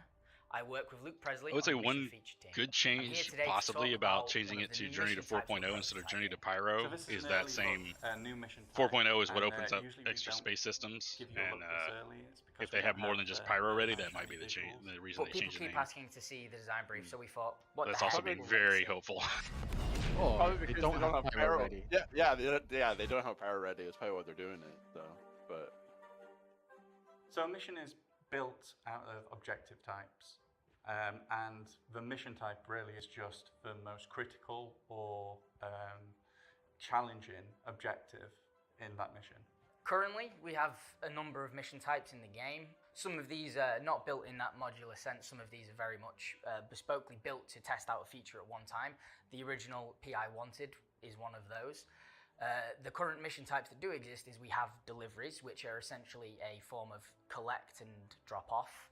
We have eliminate missions, which is just kill someone, and eliminate ship missions, which is go there and kill destroy a ship that has a person inside of it. And there's many more. The way we see missions is they're comprised of little bits of gameplay. So, for example, we have missions where you're sent to kill a singular person or pick up a box or kill a bunch of enemies. So the way how we build our missions is we combine these together. So we'll have missions where you have to pick up a box, but we'll have enemies there that you have to kill as they're kind of like an obstacle for you to get around. That isn't to say that you can't build a mission out of a single objective. The assassination mission, for instance, has one objective: assassinate a target. But even the most simplistic mission, like the delivery mission, is actually built out of two objectives. There's the collection of the item and the delivery of the item. And if we made the collection of that item even more difficult, we'd refer to it as a collect mission rather than a deliver mission. So our objective types, for the time being, have been pretty simple. Kill this person, go here, do this. Until now, we're now looking at doing one of the most complex type of objective and gameplay things we've tackled in MFT. With that said, we're working on a new mission type, and that's investigation.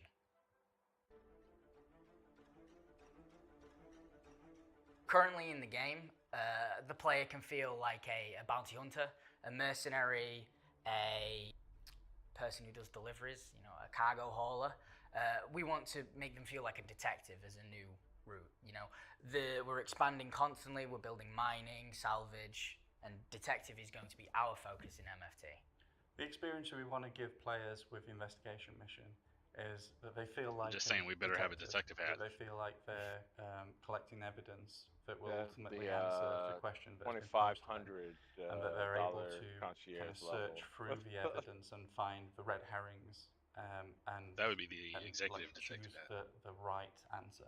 So what we want is we want to build we got a monocle years ago. Requires you to have to think. Requires you to have to look around, search your environment in detail, look at each individual clue, and make sure you fully understand it before you make your decision as the detective. And there'll also be red herrings thrown in there, so evidence will really have to. Who's the other Venture Brothers fan I was talking to the other day?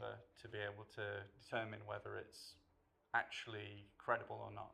We also wanted to create narratives around our locations that we haven't done before, like really dig into, like why has this derelict become a derelict? Or why have all the ship's crew come to be dead? Nice. Or why has this cargo gone missing? At the core of this mission, you haven't seen that yet? That's we're really the asking Ghost the players Hollow. to use their brain rather than their gun or their ship. So for this mission type, you can't take that helmet though, which players along. I want you to feel like a detective. I will give you a story. I will give you little bits of clues, and you have to make up this full sort of painting and decide exactly what has happened here. And then the rest of the decision is on yours. I might not tell you if it's wrong or right. You might find out. The idea is that you feel like a detective and you're so sure of your decision that you're going with that. So the next stage in this whole process is building a pitch. We have to come up with our ideas, how we want it to work, and then we have to present it to CR, Tony, and Todd, and make sure they're all happy with it and all of our visions are aligned. So when we're building the pitch, we start off by going over the ideal experience we want for the player. We start off with the most advanced things, all the gameplay mechanics we could dream of to bring this sort of role to life as a detective. And then we have to start looking at stripping it back to see when we can release it, what's the minimum viable product for this experience. And in the case of the investigation mission, we came up with two. So the first pitch is extremely simple, and it revolves around being able to find a definite answer, like something that is undisputable, For instance, we came up with a mission where there is a repairman that's gone missing, and you can go to his office and you can find some correspondence that will lead you to another place, which will have his like work itinerary on there, and they're all crossed off until 1. And if you're smart, you'll go to that location, and should you go to that location and do a little searching, you'll find his body there, and he's been like electrocuted, Except when his fixing body the is not final thing on spawning. his list. And there's your definitive ending. Sorry. Whereas the second pitch, it's more about allowing the player to choose when they're done, like when they think they have solved the mystery. The body can And be found. the way we do this is we scatter evidence around the location and clues that lead you to that evidence. And obviously there can be red herrings in there. You can get your answer up to a credible state, which might still be the wrong answer but you can complete the mission then. Whereas if you'd have carried on digging a little more, maybe found a few more clues and followed them, you would perhaps find an indisputable piece of evidence, like, I did it kind of thing, that would get you the bonus for the mission. And both pitches had their strengths and weaknesses. The simple pitch, we could see how easy it was to scale, and it involved less complex narrative work. But we ultimately decided to go for the second because we liked the idea of giving the player the agency to decide when they were done. So we're in the prototype phase with the investigation mission, which is more important than ever because it's such a complex mission, and we need to ensure that it's scalable and that other designers can make their own mysteries with it. With the pitches, we can now prototype and sort of get that gameplay feel and see which one we want to explore more for the player's experience. Some of the hardest points of this are going to be the scalability of it. An investigation at its core is a story, so the story should always be at the forefront and the focus. So the first stage of prototyping was to prove that we could make it like a mystery happen in the most restricted location we have, which was like a derelict. So this kind of interplay between the crew of it. From there, we're going to expand so that it takes into account more locations and uses all of the evidence retrieval interactions that we currently have. For instance, like you can kill a guy and get information off him. You can find a corpse, get information off it. You can loot a box, get information off it. And then we'll be prototyping the newer ways of getting information off of things. We're looking into using the med gun to find the name and cause of death of people. And we're looking into being able to find the mobile in an inventory and download data from it. One of the hardest things that we have to figure out is the story. The investigation will live and die by its story. So we work very closely with the writers to try and figure out what kind of story we want to tell, what kind of clues we want to give, and then after that point we look at sort of what obstacles we want to put in your way, keypad locked doors, enemies, like traversal puzzles, things like that. The main challenge for creating this mission is ensuring that the player has enough guidance to complete it without putting mission markers on everything. Like, it is supposed to be about them searching, figuring clues out for themselves, and finding the answer themselves. We want you to still feel like that detective, but ensure that we're giving you enough information in the ways that we can. And we're working with the UI designer on the new mobile S, which should really help with this. So this has been our video design brief on our investigation missions. We're really excited to bring these to you. We wanted to give you an early look to let you know what we're thinking and see what you're thinking about these as well. And we're really excited about it because it will allow us to inject a lot more story into the persistent universe. So with everything we do, iteration is a key part of how we build things. So by the time you see this, and maybe by the time it comes out, it might have changed drastically. We don't know yet. We're still working on it and figuring out the fine details. But player experience and player agency is at the focus of what we're trying to achieve. We're really excited and hope you are too. And I'm sure we'll be talking about this again in the future.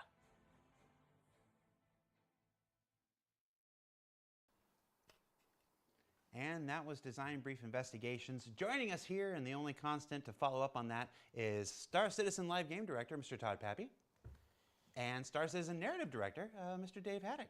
How you guys doing? Good. These missions. We've got combat missions. Okay, so they got Chris making martini or calling beer missions. making This martinis is in a the back. whole new Yeah, I saw that. I was like, narratively driven kind of initiative. What can you add to what's being said? Is this? How does this work, Dave? What kind of missions are we talking about? What kind of stories are we looking at here? I mean, it's, you know, again, we're still trying to figure out. It's a really interesting technical challenge because basically, you know, with a mystery, it's tied into the story, and so, but because we need to populate the universe, like it's presenting a really interesting challenge of how do we make these modular, but yet still feel specific. So it's a really Just unique, chilling, drinking. challenge to try and navigate those waters and tell something that's satisfying and again kind of a new style of gameplay to engage people in a much more non-combat specific way that lets them kind of take advantage of all of our systems and just kind of explore and get to be these kind of, you know, detectives. Well, and ideally, it's something that you can't always notice or always be like, okay, it's, you know, Colonel Mustard with the lead pipe. with the lead pipe or the rope, you know. So we want to make sure that it feels unique, you know, to the area and interesting. So it's like Dave said, I think it is going to be a big challenge for us to figure it out. And the fun thing about it too is this is a type of mission where we don't just, it's not just knocking out checkpoints on a list. So part of the fun with it was creating a system where the onus is on the players to feel like they have enough information to have solved the case, but not flat out telling them right off the bat, yes you have or no you haven't. So it's definitely a fun thing that's presenting a lot of cool, unique opportunities of, you think it may be going Yeah, he's way, wearing but the there might be jacket. a key piece of evidence that you've missed. The official Star completely Citizen jacket. blows the case open. If you I know read we the often lore refer to the Prison posts Universe as the sandbox, on the and website, I think a lot they of were people talking will about a new show anxiously be taking looking place forward on to a more constellation storytelling, Phoenix, and possibilities, this is more a nice narrative tie-in to possibilities that. within the Prison Universe. Like that. So it is our 10th anniversary. So I'm asking everybody who's joining us today for your favorite 10th anniversary stories. Todd, you're looking at me very intently, like what are you thinking right now? Like I can't get lost in your eyes. Not today. Well, if there was going to be any day, it should be today. For at least for me, it would have to be at least one of the sitcoms. I know Brian mentions like the Homestead demo, but I think even just getting 3.0 out the door, like that was such a arduous process, and climbing up that hill was a difficult one, but to finally get that out and you see people's reactions. And Do you remember in the 3.0 launch, I made this unfortunate bet with the community based on Chris Roberts' feedback that we were going to be out by June. Thank you, that I wouldn't shave until 3.0 comes out. It is December. We are in the global go, no go. To launch a big patch like this is very much like mission control. Everybody's checking in, you know, I'm good. And we get to, and Aaron is on this call, he's leading this call. He goes, well, that seems like everybody. I'm in a bathroom listening to it on a thing with a razor ready to go. And Aaron, I don't know if you remember this, Aaron, but you go, all right, that's everything, we're ready to go? And Chris goes, well, maybe we should check a few more things so Jared doesn't have to shave. and I usually sit in these meetings and I'm muted. I'm not supposed to be talking these meetings. I'm muted. I'm like, you launched this thing. And then it was Aaron who took pity on me. He's like, all right, launch the patch. Do you recall that at all? Yeah, absolutely. And Dave, we'll get your story before we move on to the next thing. What's your favorite memory in the last 10 years? I mean, it's tough to lock it down. I mean, I have two kind of distinct areas. There's actually it was the morning of the GDC announcement. Like, I was in LA and woke up early to watch the live stream. So hearing Chris after, you know, at that point I'd been on it for a couple of months of finally pitching it out and seeing the reactions of people freaking out and crashing the website and all that good stuff was definitely, you know, the kind of the first indicator of what this could be, that this was really tapping into something that people really wanted to see. But for me, one of the big ones was really, actually, it was the 2015, like the PCAP shoot, just to be able to work with that cast. The crew was amazing. Everything about it was just like this real engaging. I mean, it was a three-month shoot, right? Yeah, I think it was 3. Yeah, that's one that stands out for me huge as well. It was. I mean, the cast that was there and how you dealt with them on a daily basis and the passion that they had into the script, and it was so cool. Yeah, and it was these sort of fun, weird things of, there was a song that came about during the production that I won't spoil anything. I don't know if it's actually been released, but that became sort of the theme song of the entire shoot, which was amazing. So Xylo's blowing up my phone saying we need to hurry it up.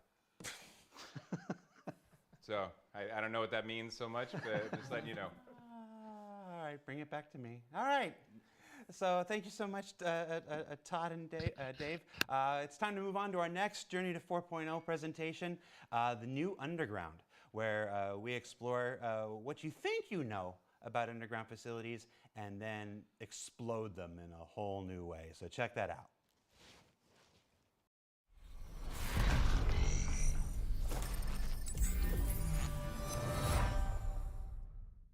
Hello, I'm Ian Leyland. I'm the art director for Star Citizen. And today we're going to talk about underground facilities.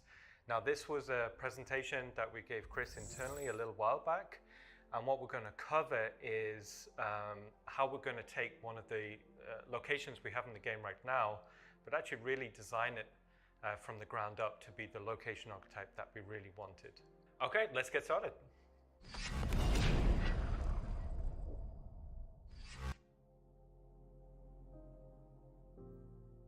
Let's talk about the original underground facilities. Now, the problem was we made these originally for the Citizencon presentation demo, and the time we had wasn't enough to kind of take the location where we wanted it to be. Now, it kind of fits the current purpose. It's fairly small in scale. It gives a multi-room layout opportunity for FPS combat, but we always knew we wanted it to be able to scale, small, medium, large, to accommodate maybe 60 minutes of gameplay time per location. So how do we go about designing a location archetype from the ground up? So what we do is we split the location into the core areas we want to visually develop. Now, for underground facilities, the first thing we're looking at here is what we're calling Zone 1. So this is the presence on the landscape. So what we're looking at here is an example key art shot of what a medium-sized underground facility could look like. So dominant features that we're seeing here is a kind of a key spire. This is instantly where your player, you should be able to navigate towards. This could be like a corporate wing or an executive landing pad on the top. And then moving down is very important to be able to get the landing pads or the landing hangars quite close to the facility, because we wanted that experience as the player lands. They're not far off from the location, they're actually quite close, and you should be able to see a little FPS area where the player lands. Also, what we're seeing here is some visual justification at what might actually be going on. So you're seeing, processing and tanks and supplies actually on the landscape there. Now, what I was saying before about it being a kind of a much braver visual presence on a landscape, so we designed the silhouette primarily, so you'd be able to recognize these as a location to aim for. Also, what we're seeing here is we thought it'd be cool to actually have surface entrances as well. So we're actually thinking about primary, secondary, and tertiary ways for the player to get into Also wait for a little bit. What is these this? locations, depending on the mission scenario. So like I said before, you've got like executive bases, pads at the top, got the main bunkers. hangars in the middle, and surface entrances down below. Now moving on to the inside, so after the player's landed through the hangars, they'll be brought up into the main corporate reception. Now these are going to be quite interesting because we'll be able to rebrand these depending on the manufacturer or the location. That's where we'll get a lot of the variety.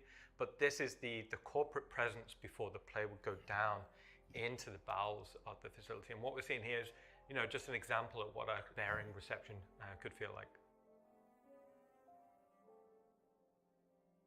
Now moving into Zone 2, with it being an underground facility, the physical act of going underground, that's cool, right? So we wanted Zone 2 If it to be doesn't about kill you. the logistics of the player going Just up and come down, out. and how we can make that cool Don't have visually, double but also elevators. interesting from a player experience. So this is the transit, the elevator network. So we played around with a few different ideas into this, and one of the things that we thought could be quite interesting is the elevator itself Notice could be a the mini play space. vehicle. So what we're looking at here is control room idea Vehicle quite with a early. gun on it. What sort of Cargo. scale No, vehicles that's there a could cargo, be. like a Now crane. ultimately we didn't go with this crane. idea. It was, didn't really fit the art style that we Thank you, wanted, Catman. but it had some pretty interesting ideas. So what we landed on here is something that we My felt baby's so quite cute. comfortable He with went off and internally. grabbed Now his- it's worth his noting blanket. Now we're he's going back to lay designing down on the these couch. as an archetype first in a utilitarian art style. Future citizen. In the future, we'll expand Yes, out and we'll do see. other art style variants. So what we're seeing here is the control room overlooking Kids the main make excellent turret gunners. warehouse floor, and then this hell, maybe it elevator took so long for this should be game to come big out, and he'll inherit clear my enough for the account. player to understand like that's where logistics will go up and down. Yeah. And for the Put elevator that in itself, your, we wanted after it your to be death its own thing play space. So on the top document. level, that's where containers will be shipped up and down. But maybe underneath it, there could be little nooks and crannies. If we wanted to stealth into the location, we'd be able to give opportunities for the player there. And down below, this is what the player would kind of see. So now they're really starting to get into the bowels of the facility. So echoing of that control room down below, but also this is where we'll present the player with an opportunity to choose the area they want to go. Maybe cargoes to the left, maybe processing to the right, or maybe technicals up above. Part of that process of how we design is we look at things about from the player's point of view. So what we're seeing here is pretty good indication about how the player would exfiltrate from the location. So a lot of the lines are leading towards the elevator because we want navigation to be as intuitive as possible. Moving on to Zone 3, so this is the bowels of the facility. So these are going to be spaces that we've never really explored before. A lot of the locations in the game tend to be quite residential. Nice. But here we're going for something completely industrial. As a player, you want to feel like an ant almost to the location. The primary purpose is not for you to be walking around, so we dedicated spaces towards logistics, and we put kind of personnel walkways almost as a secondary element. So in this image, you're kind of seeing where, you know, big trucks could kind of go, but we've also got like little nooks and crannies for the player to kind of explore and go. At least I can drive a vehicle across it. Location dedicated towards the moving of logistics, we wanted to explore and have fun with vehicles, right? So here we're seeing the mule kind of coming and going on one of these walkways. You know, maybe there's elevators. So on the right, what we're seeing is a ladder. So with all of these play spaces, as we were having fun and visually exploring, we always kept in mind of different ways for the player to traverse through the scene. Also, as part of that, we wanted to think about verticality. So not just a linear direction of traversal, but also ways in which we could go vertically. So maybe there's the concept of a cargo elevator within the corridor. So kind of similar to how you'd see on a character be a little control room looking at the flight deck. Here you could kind of see something very similar. Maybe this ties into gameplay puzzles about how you could bring cargo in and out. You know, maybe as a player, you're trying to steal some cargo out. There's tons of potential for how we could do puzzles. Is it all just in that concept? regard. So looking at this image, we took loads of inspiration from modern day aircraft carriers about how you see pads on the flight deck go to the underbelly.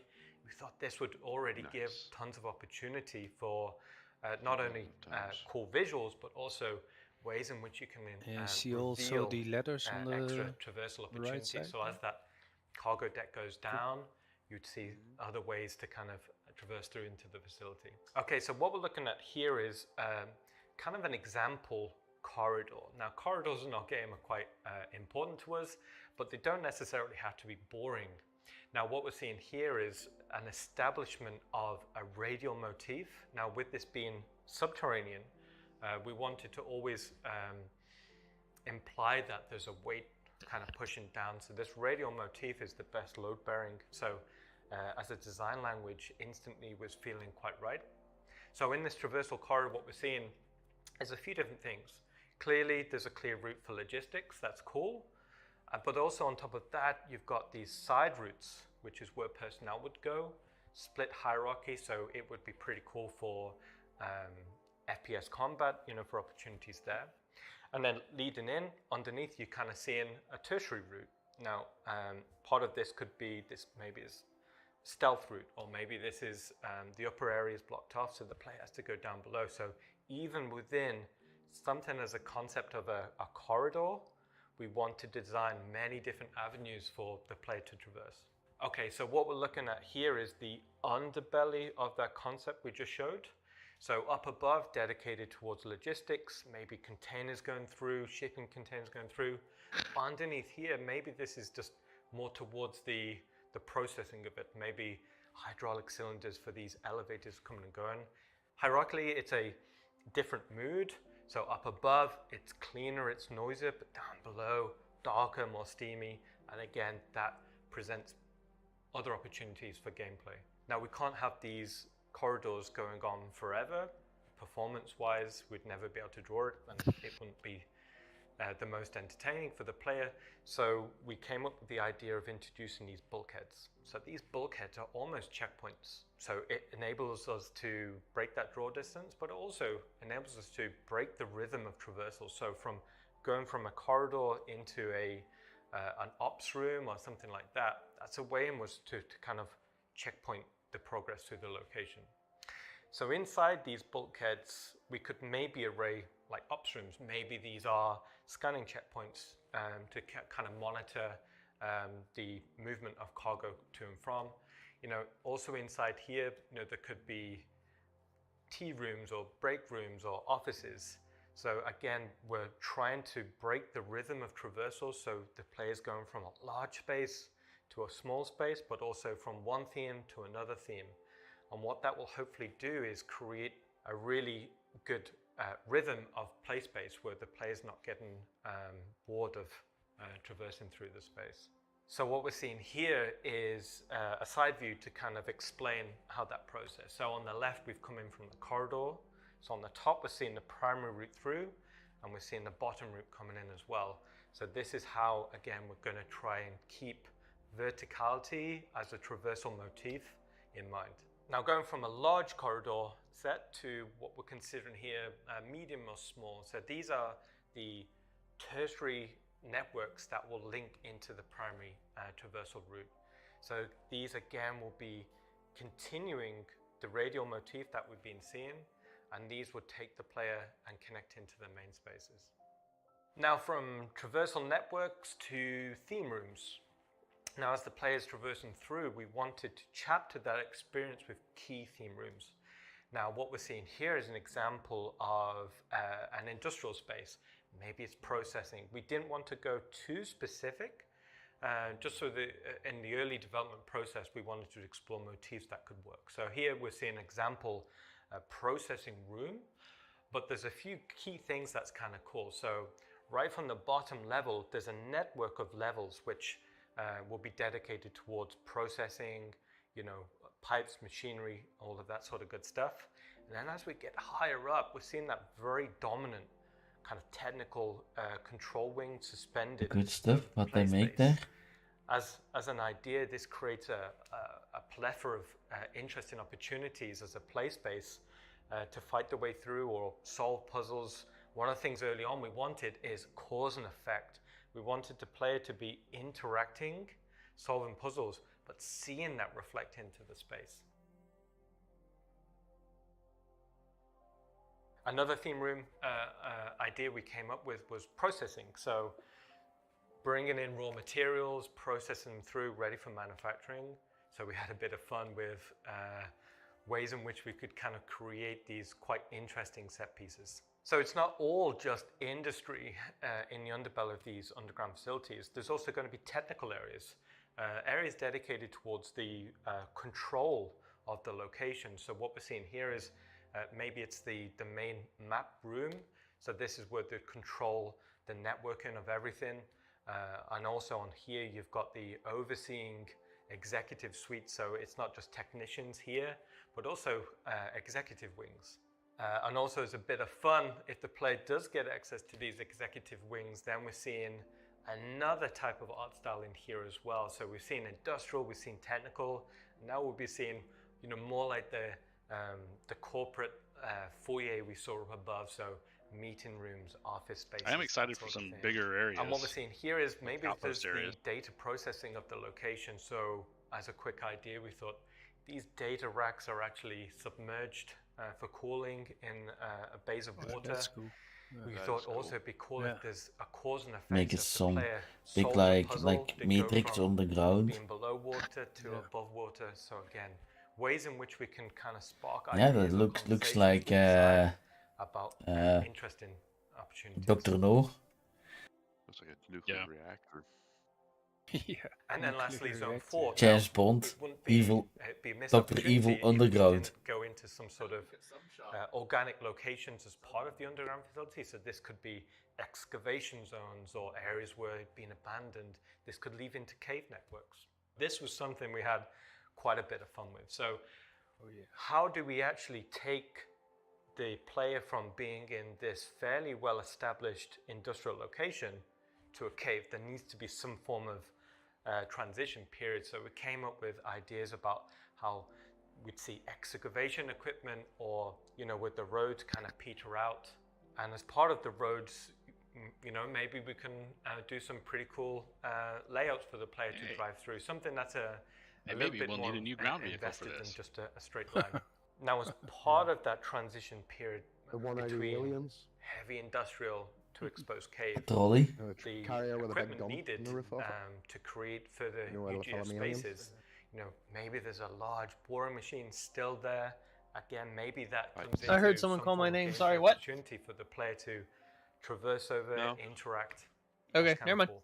You're good. Also, as part of that, another opportunity to introduce a new element to the space could be, as we're transitioning towards more natural spaces, we can not only introduce different types of geology, but maybe we're introducing some form of liquid. So depending on the location, maybe it's on a certain planet, there could be like underground rivers, underground lakes, maybe it's lava, maybe it's acidic. That's and also big. if we're describing Oh, these locations as maybe some are more abandoned, we could start to showcase how nature slowly started to take over. This also would introduce some pretty cool opportunities. Maybe we find. So also another process we do during my head concept said development something. is I like to start taking some of these ideas we're developing. Yeah, like these are cool and and get them like, in the they're all engine as soon pretty as and possible. it's And a what cool this idea, but affords you're us is we talking can huge sit down with fucking Todd. Oh and yeah, we can this is really not going to be. evaluate I how know well what an you mean. idea is working in terms Like, of seriously, just space, release the damn size. Oh, they're already working on it. Opportunities right from the early Yeah, visual they're working on development it. process. And what we're looking at here is very loose concept meshes brought into the engine, Like for another quickly decade. lit, just for Working that since 2012. exploration process. Yeah. That's an overview of what we're pushing for the new underground facilities. I'm quite excited about it, and hopefully you are soon. And we look forward to showing you more in the future.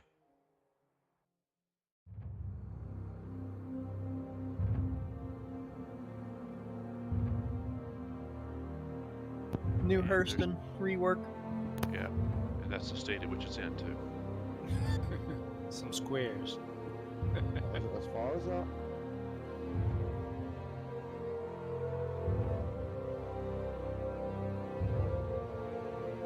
That's massive, man. That's Yeah, that's huge. yeah.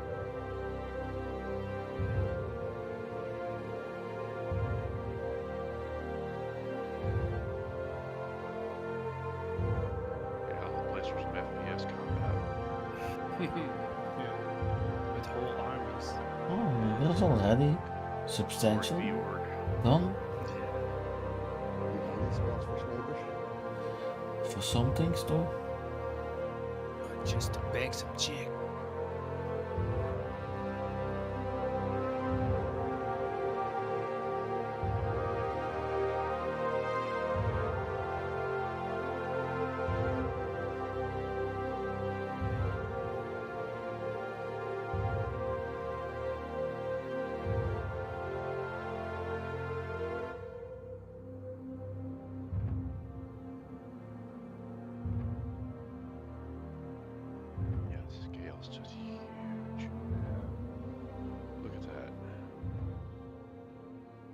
like Seep said, that's gonna take years, man. Oh yeah, maybe another 5 or 10 years before we Yeah. see that. I don't think it's gonna take that long. Okay. No, Alright. yeah. Well, That I mean, it's was not the new Underground. It's not starring our hard very mechanics. own It's on the just counter. building Star it. Citizen art director, 20, Mr. Ian 42, Leland. due to be released. Ian, why are we redoing What's the gun on the counter? underground Can you facilities? guys tell? Well, kind of as we said in the segment, we always wanted it to What be was what on the counter? a much Gun. bigger, more special There's a rifle up location on the in bar game, on the far, so just it was on always the our far end. to-do list. They changed the angle. And You'll see it. you've been here a while. The last 10 I thought I saw it memory earlier, pick but I up, wasn't sure. Last 10 they years, what's your keep favorite drinking memory? these fools, He man. passed. Ooh, Oh, There you favorite go. memory. Oh, that's the crossbow It's that kinda they hard were to pick talking one, about. Is it? But On the maybe a actual good bar? one to start would be. yeah, it's Yeah. hard Yeah, to the tell. one I on the bar. remember Yeah. joining the company nearly 9 years ago and going on paternity, and then realizing we're making Arena Commander, and we had about 6 or 8 weeks to make it. So that was a good fun challenge. Yeah. That was not originally on your team, and it was just kind of like, here it is. But it was good. It was a bit like baptism by fire, and we kind of pushed the engine to what it could do at the time, and we was super happy with it. Yeah. So these new underground facilities, it's not just going to be a big, giant, empty, awesome-looking, playground with nothing to do. Correct. What are we going to be doing in these things? I mean, all of our mission verbs count. It's basically we want them to be a sandbox element, that players can go and explore, but whether it's sabotage or infiltrate or investigate or deliver boxes to, all these elements go into all the design elements. When we're thinking about this, when we're testing out rooms, like all the interaction aspects for it, puzzle elements. Ships are going to be released. So No, basically, no when the ships. team's doing it, No ones that they've we're already building it, but also designed. implementing the Gameplay. different That's what I want to hear. design elements into the I want room at the very same much time. Stop adding And all those different theme rooms game that you were finished, talking about, and then add the ships. open up all kinds of storytelling possibilities with bother the different much about companies and who knows what misadventures are going on. Exactly. Probably 3 won't find levels out underneath the until I surface jump of it, Yila sort of day, versus to be honest. 4 levels underneath the surface of Pyro 2 and stuff. And these are coming to both the Stanton system and the Pyro Don't system torture and yourself with wherever that else. until after. they actually say something I'm a not little more. saying because I like my job. Yeah, that's what I'm wanting to hear. All right, so in addition to that, am I this one? I'm this one. Nope, I'm this one. I'm this one. Hi, everybody. We've got a number of promotions going on today. Everybody that's a member of the Star Citizen community, you've got a registered account on the website, is getting a free digital goodies pack. It's available for all backers. It's got Francis, the party animal plushie, which I believe is a Finley with a fun hat, isn't it? There's nobody here to answer me. A Falston jumpsuit, the Shubin edition, which is really cool. We don't have a lot of onesies in the clothing line, clothing-wise for the Precision Universe. And a grenade launcher, because giving everybody in the universe a grenade launcher, that's going to be fun. We've also got a Tobii Eyetracker contest going on. JRDF, our partners at JRDF are giving away Carrick, Freelancer, and Cyclone models. FPS And the Halloween promotion is already live. And there's another Halloween contest where they're giving out some Caterpillars and Buccaneers. You can find out everything you need to know about that up on the robertspaceindustries.com website. And yes, I saw the chat going. I did comb my hair because while Brian was being messaged about one thing, I got messaged by my mom, who didn't like that I hadn't combed my hair. Mommy. Does he still live there? No, he's in the UK now. Oh, Jesus. All right, Okay. what's next, everybody? Up next is, it's one of the segments. Nearly I'm looking 30,000 forward to most. people. It's our Mom, I sleeper don't like how segment you combed your hair. of the day, as far as I'm concerned. The need for multiple speeds with Rich Towler and Yogi and Jed and Johnny and Dave from the Flight Experience, Flight feature team. They keep changing their names as much as I do. They're going to talk about one of Star Citizen's oldest and most complex problems and the exciting new solution that they have for it. So check that out, and we'll meet you back here.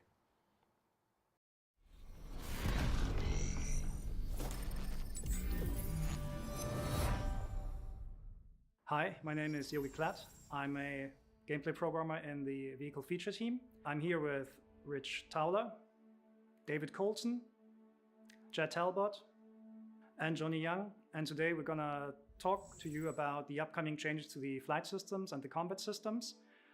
which are done specifically for Squadron 42, but which will eventually find the way to the persistent universe.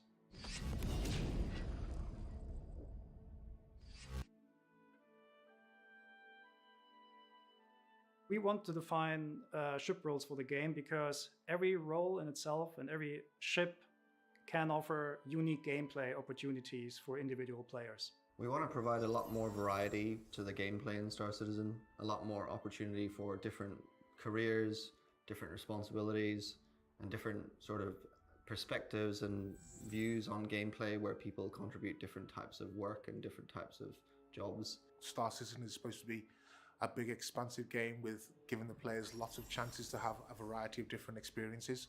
It's not just about combat, it's not just about an economy, it's not just about piracy, it's about all of those things happening at the same time. So we need ships that can act and function in different ways to support all of those different goals.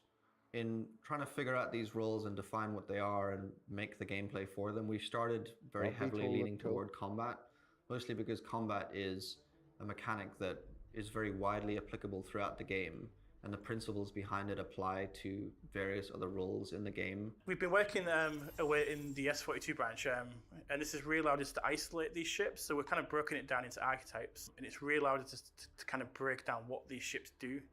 And also it's to make sure that when we are defining these roles and balancing these roles, that we're putting the ships in the right place, because we don't want the ships to be like, you play this ship, it means you dominate this part of the game.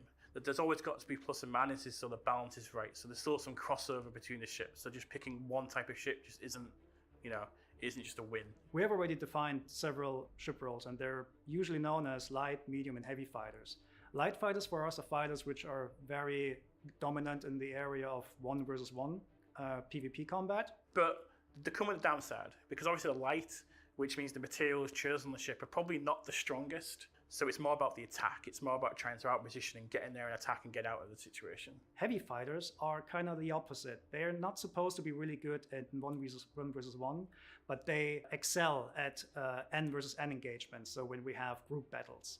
Medium fighters for us, internally we call multi-role fighters, because they have a lot of hard points, so they have a lot of loadout flexibility.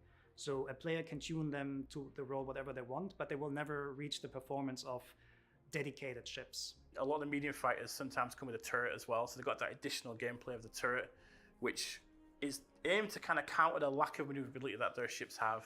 And then additionally to that, we have racing ships, which are basically just really fast at changing the velocity vectors, and interceptors, which we basically just want to go very fast in the forward area, but never reaching really the performance envelope of dedicated dogfighters. Interceptors are designed to kind of catch up to ships and disable them.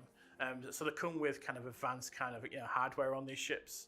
Bombers, on the other hand, are, well, they're just slobbing heavy ordnance at larger targets, so you use them to take out bigger ships. But they're not really good at, well, killing small fighters.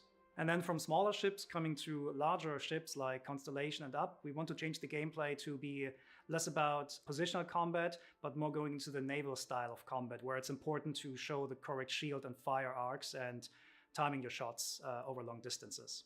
So the purpose of ship roles is to really help players understand what ships should be used and when they should be used. And it's really about delivering on those kind of gameplay promises that we've been talking about over the past kind of several years. If every ship is the same, it's not fun. But if we have dedicated ships with dedicated pros and cons, then we can create very exciting combat environments. And the biggest challenge we see in order to get that gameplay we want is the current speed that we have in combat. It's a subject we've talked about many, many times in the past. And it's something we've tried many things with. We've tried limiting things at speed, we've tried adjusting handling at speed, we've tried so many things to kind of manage the negative impact of speed on combat. When ships are going fast in combat, they usually just end up very far apart, which is not very interesting, and it just devolves into jousting very quickly, which is also not very interesting. The second you create a longer distance between you and a target, your angular requirements to maneuver to that target are just extremely small. And this is a very obvious math reason why high-speed combat is kind of the opposite of what we want to achieve. meaning meaningful and effective positional maneuvering. We want the combat to be closer and to be more turn-oriented, so rotations should matter more than just flat speed. Having very high speeds that are pretty much the same between all ship classes negates a lot of the opportunity for smaller ships to flex different types of gameplay. Another big issue with the speeds in combat is it's very hard to keep players engaged in the combat because players can move so far so quickly in such a short space of time. It's quite hard to keep a track on your opponent. So you might think, oh, why don't we just make the ship slower and call it a day? Well, we can't do that. The main reason we can't just make everything slower is the size of the Star Citizen world. We've got huge planets where we need to go from the planet's surface up into space. We need to transverse between different systems. So essentially we can't have just low speeds all of the time. There's a massive universe out there to explore, there's planets to explore, and the feelings we want to capture with the speed, we still want an element of danger that you can still go too fast in lots of situations. We have tried an awful lot over the past few years with what are called soft speed caps, where there is no speed cap on ships, but we encourage gameplay to occur at a lower speed. But it doesn't really work because the advantages of flying fast in terms of defense is just better. So since the last year, the focus of Vehicle Feature Team shifted very heavily towards Squadron 42 and nailing down the flight and space combat experience for it. And I'm very proud to say that we finally found a really good working solution that we're going to show today. So the main idea is to simply not have combat and long-range travel at the same time.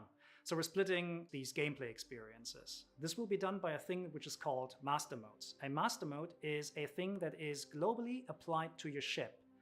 And we have two of them. We have SCM, which is now relabeled as standard control mode, and QCM or QM for quantum mode. The idea is that between these two modes, we can constrain the speeds in combat and also get all of the maneuvering, like high speed maneuvering and traversal mechanics that we had before, but in these distinct modes that are integrated with lore and integrated with the ship functions, such that there's costs and payoffs for being in each of the two modes. So let's start with standard control What mode. did they just say, quantum mode? So this is the mode fighting? that we What the fuck? intend to be the functional mode of the ship. No, I whether think it's SCM combat for or combat mining and quantum or any of these for, kind of like core fast kind of things traveling of the and ship out of that we planets want the and shit player like to that. do these Yeah, things. so it sounds like you can't. And what be this in does combat when you're is in it quantum reduces the Yeah, they speed might change it of the so it ship, becomes but it also deactivated in enables the quantum mode. shield to be turned on. And obviously the intent behind You this have is to be this is where you SCM do to your combat. It's where the guns are on, the missiles can be armed and fired, and all the kind of operational things the ship does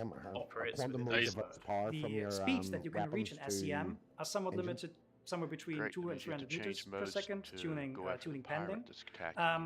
But this is basically the hard cap, which you cannot not really exceed. You can slightly exceed this by using boost, but you cannot maintain any velocity beyond that SCM limit for a longer period of time. So we're thinking of this as some kind of energy management system, so you can go a little bit faster with a little bit more accelerations when you need to, but you know that it is a limited resource and you should use it carefully.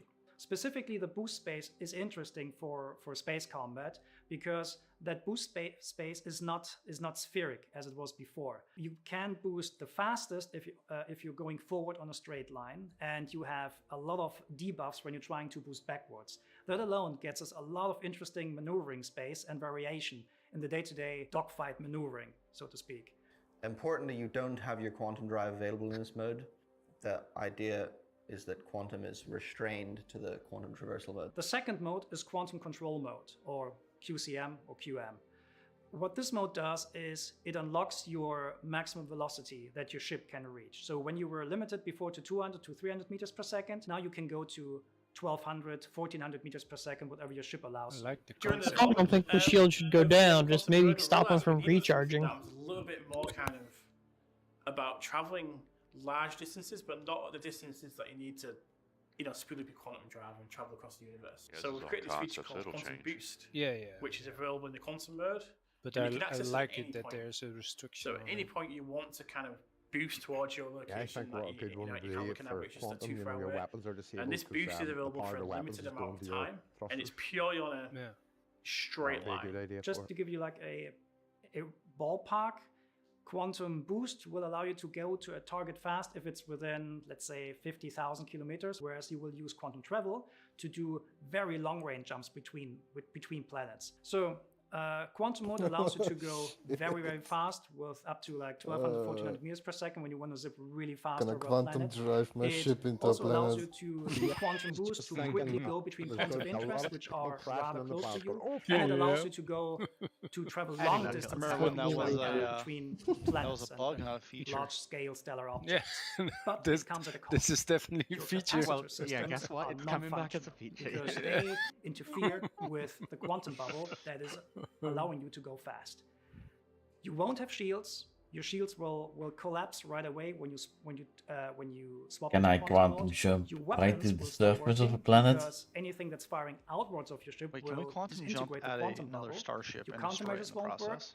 And you will also not be Like able to some cross kamikaze so style all your thing? capacitor and combat The related first thing we're systems trying, are you turned know. off instantly. Like a Star Wars. When you switch between modes, there'll be a little period of time where everything has to spool up and Just change. completely break the game. So you will lose your shields like during you have this, a, you won't have your weapons during Kraken, this, but you you get also one guy won't in be a going Gladius to fast. quantum So into there's it and a risk-reward fucking ruin element it. when you need to switch modes. So it's going to be a very kind of conscious choice of what mode you should be in at any particular point. So if you're feeling the threat of another someone that's close by, you're not quite sure what their intention is, maybe switch to standard control mode and be safe. Or you can switch into quantum mode and escape. And this is going to kind of bring in an element of danger and an element of risk. Because going into the two different modes is like a systemic thing within the ship's items. We actually have the opportunity now to define ship roles that can block people from escaping, either using devices that suppress the quantum bubble or devices that can effectively interfere with your ability to transfer between the modes. For example, specific ships like interceptors can be tuned such that they have a higher Pirates are standard getting control wet mode on that speed, idea. so they're able to catch up with people. It actually said there or, that for you switch over, example, your shields make the swap disappear. between the modes faster and more efficiently, so that they could catch up with you, go into standard control mode, and attack you more effectively as per the properties of their ship versus another ship, which might not be as good at doing That's something whenever you like change it, so It's they something haven't that's got a chance to turn fundamentally around to you. change the gameplay experience for us. And this is working This now. was the day when you know, Justify switched the we're sides. playing it every day in the studio. We're refining it. We're tweaking bits here and there. But we're at that stage now where we're tweaking and balancing. But the core features, it's there in the game playable.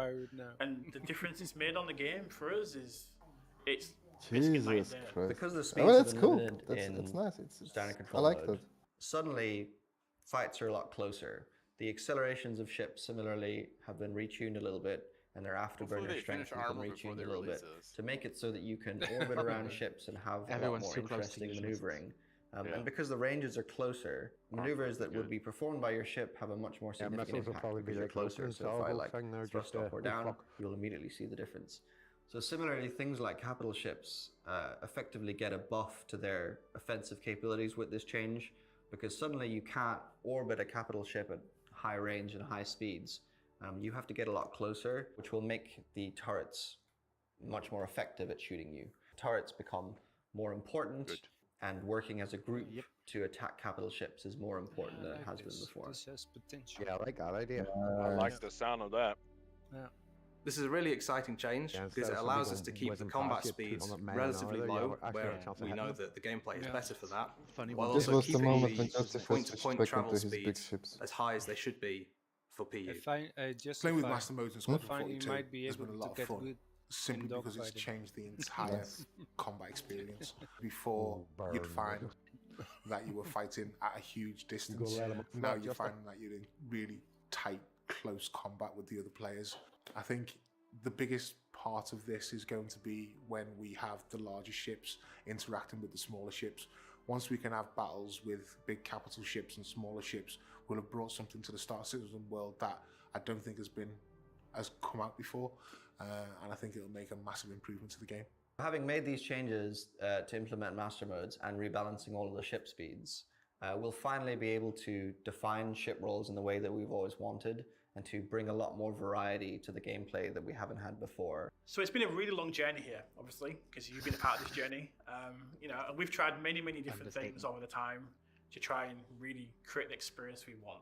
But you know, the reality is, from us, it came down to, you know, what it always is in Citizen, which is creating choice for the players. It's about giving players the option, and their choices have consequences.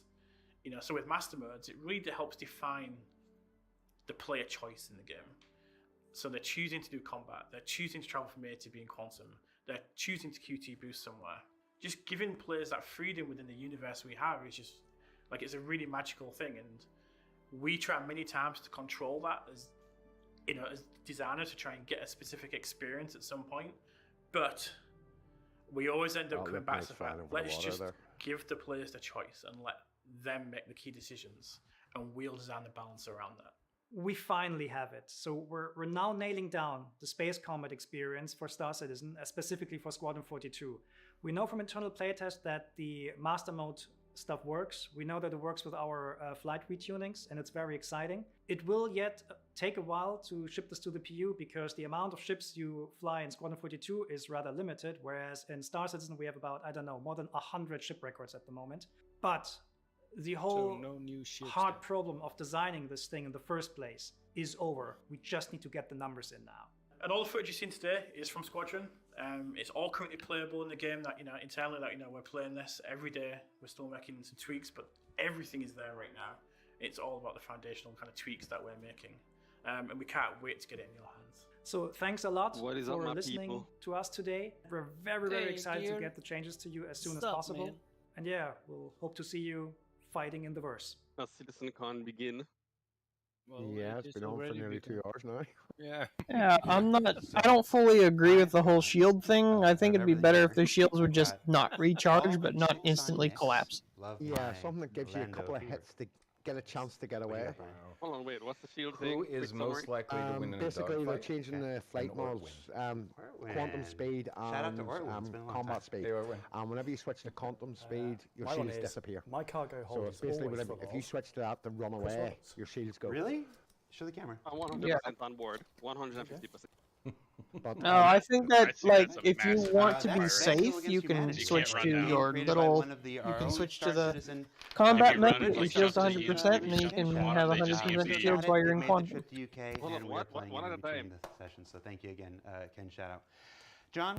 I was saying that I think it's better if you are allowed to have shields while in quantum mode, but they don't recharge. Do we actually have it? So whatever they are is whatever they are. We've got it. Oh no, I agree. You're in quantum, you have no shields. Running away has a penalty. Escape is not easy. Wingman and protection of craft are about to jump into quantum are, that's very important. I'm on board. I'm all about Then that just means I'm not even going to try and engage combat. I'm just going to run away every time. I'm not even going to try. But if you run away, then you have no shields. Across the then company. you die. No, that just means, like, as soon as someone else pops on my radar, I'm gone. I'm not even going to try and do combat. And I know we don't generally do when questions, but this is a pretty big... Because if you're flying a lightly armored ship that has no armor and you're only reliant on your shields, there's no point. We're not talking about tomorrow or next week. Give us... Why isn't this just going to be put into the PU? Two factors. But that is like, I could stick around and see, like, okay, what does this person want? Do they want to, like, just talk, or what do they want to do? And then I can still have my shields and then spool up quantum and escape. With this new system, that's not a thing anymore. And Squadron has a much smaller subset of ships than the PU. And also, it's a lot easier to do a system like this, get broad strokes in, and then really dial it in. Well, here's the thing. It also depends on how they implement it. Like I said, just so you guys told me I wasn't there. If it's a situation where you're spooling up, and you have to drop your shields for like a second to enter. together with but other if it's a situation where your shields drop once you start spooling, that's a problem. No, that's exactly what it is. First you have to switch to quantum mode, then your shields drop. Then you still have to spool up your quantum drive to escape. Piecemeal it, you just won't get... So the whole time while you're spooling your drive, you have 0 shields. And if you're not in a fast ship, you're just dead. Quantum mode is not going into quantum, it's accessing your ship's full speed. You think more together. Cruising speed, basically, you're going a lot quicker. We have to do, like, a broad tuning across the board for everything. Run away to maybe get time to quantum. Day one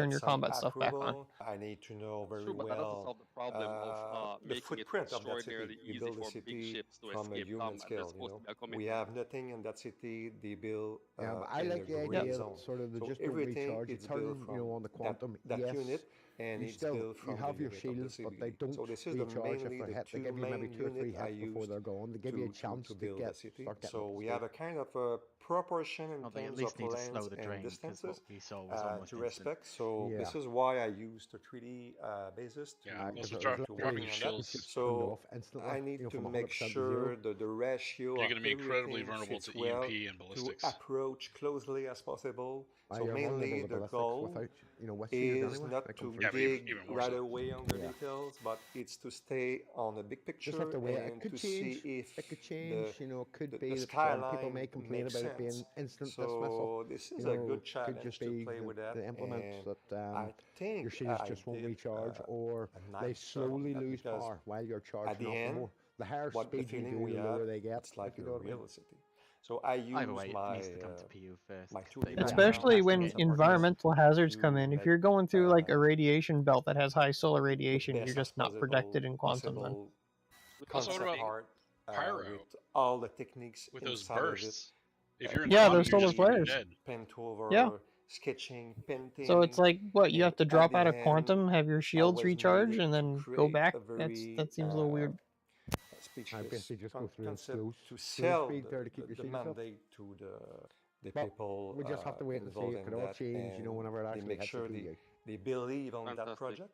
Where are you guys and watching they this, if I keep may ask? saying, Twitch. well, okay, now we are a Lorville Does anybody have a link that I 2.0, may borrow? and we're ready to moving on that. Twitch.tv/StarCitizen. And we had a lot of fun Thank you, good internally sir. developing It's in that cityscape. one of the Now, we're chief not posted just public. in Yeah. concept development. We've actually just passed our white box milestone internally, so we're going to jump over to Max, and he's going to show you where we're at.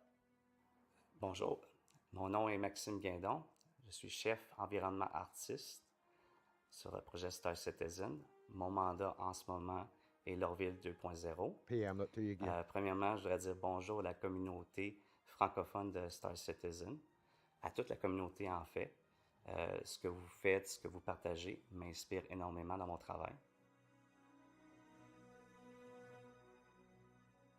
From the concepts done, it was time to start it in engine, and we've had to evaluate what was possible to do and to extend or to make it much bigger than the initial Lorville city, up to something that matches the ambition. For instance, we are keeping the L19 area, we are keeping the CBD, we're keeping the spaceport, and we're building upon this and just extending the city. We've done several tests with the transit system, the rails, and we try to extend it out a bit. We're keeping the same number of gates, but we're moving them out. And so throughout these tests, we've built the city as just placeholder, white box, very primitive, to have this layout, this fast iteration of the whole city done, and then that we could see it and get feedback on it. So it will feel more like a believable city. We hope it to be fun to fly around and like to actually do hope some it is races also in it. We're building inside arches, something. Bridges and like underpasses, and it Like, makes can it you actually fly so interesting low? to be able to fly around. We see the community. We can't right now. Of players, they're right now ATC will take they're over your doing ship like and pull you out of the area. emergent gameplay of races, and that inspires us. Or crash I was really expecting like the main tower to be bigger, We are starting now because the like, gray box. isn't it We supposed to be have like above the cloud layer, above the Montreal's, pollution? tools teams now that Scale are of building, I working think, on, is like, 1 Houdini mile tall, tools. or 1 And, kilometer tall. They something are. like that. We're chatting with them, see what we could use from the library of tools. There will be several areas of like a higher level of detail, especially around landing pads on rooftops and lookout areas. And these are the places where the players will be able to land. These will eventually connect to the interior spaces that will be built later. And in that sense, Lorville will be ready for those interiors. We started as a team of 2 artists working on Lorville, and now we're 5. And we could even be like more soon. Each artist has slightly different skill sets, and we complete each other. They bring ideas. I let them bring ideas to the table on how to advance what we're doing, make it kick-ass. So that's really important. So I hope you'll like what you see, and we can't wait to show you more. I'm happy about the opportunity of working on this mandate because it's gonna make such a huge difference. Thanks, Max. That's looking great, and hopefully you guys can kind of see in a white box format. I want to Really land good on scale the reads and understanding about how we can make the cityscape of You know, Louisville probably one of our The best dirt yet. piles could go. It's a bit And we'll be showing more soon. Thanks for letting us showcase that for you today. 100 Enjoy the mil rest per of the show. Louisville dev.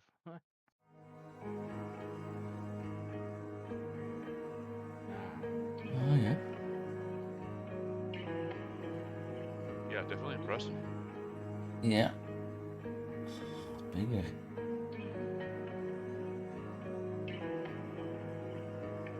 I guess my first thought was going to make it either take half the time to get to the spaceport or 3 times as long. Yeah.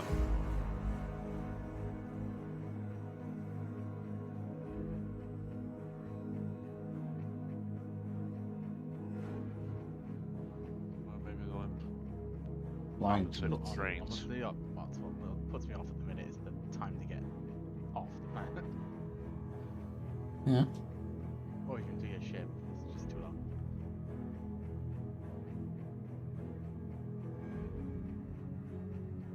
Just so long as they keep the armistice down, so you don't have people just dropping A2 bombs constantly. Or put, some defensive positions. A little bit of both.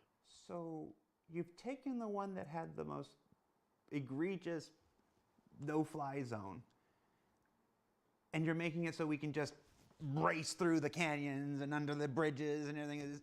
I want to ask you the same question I asked John Crew. Is this BS, or is this really what we're doing? No, that's what we're doing, and hopefully you can see in the B-roll that you can actually see it. And no-fly zones, they were there for a reason at the time, but as we grow, as we learn, we find ways to have a better player experience with that regard. And if you see it, how we got things working with New Babbage, then we started thinking, okay, there is a slightly different way. Because ultimately, We that have no-fly zone there is already for a reason. It's not 5 because, presentations what would be really cool, in right? It's like in little over we 2 wanna hours. keep the player experience in the Will maximum level, Citizen so it's be there. gone? But for Louisville, Citizencon be done in 3 hours. we want that experience to be as low as possible, to get that feeling where you can weave in between the structures, weave in between the buildings. And it was always so low. Something like as we progress through the land have zone, something it was big to always show. like Yeah. one day. They need to One day we'll get back to show building, something so big. I'm super happy that we're seeing this now. Well, at the moment, it's just we've discussed the art pipeline for years. We've been doing, like I said, we're here for celebrating our 10th anniversary this year. We've been talking about how games are developed, Well, and we've gone through the pipeline a number of times, from white box to gray box. Planetary Pirates nice. Lorville is. The underground is nice. It's not finished. Final art, we're in the final art phase. But so basically, yeah, Lorville nice, yeah, workout, but white box is obviously self-explanatory.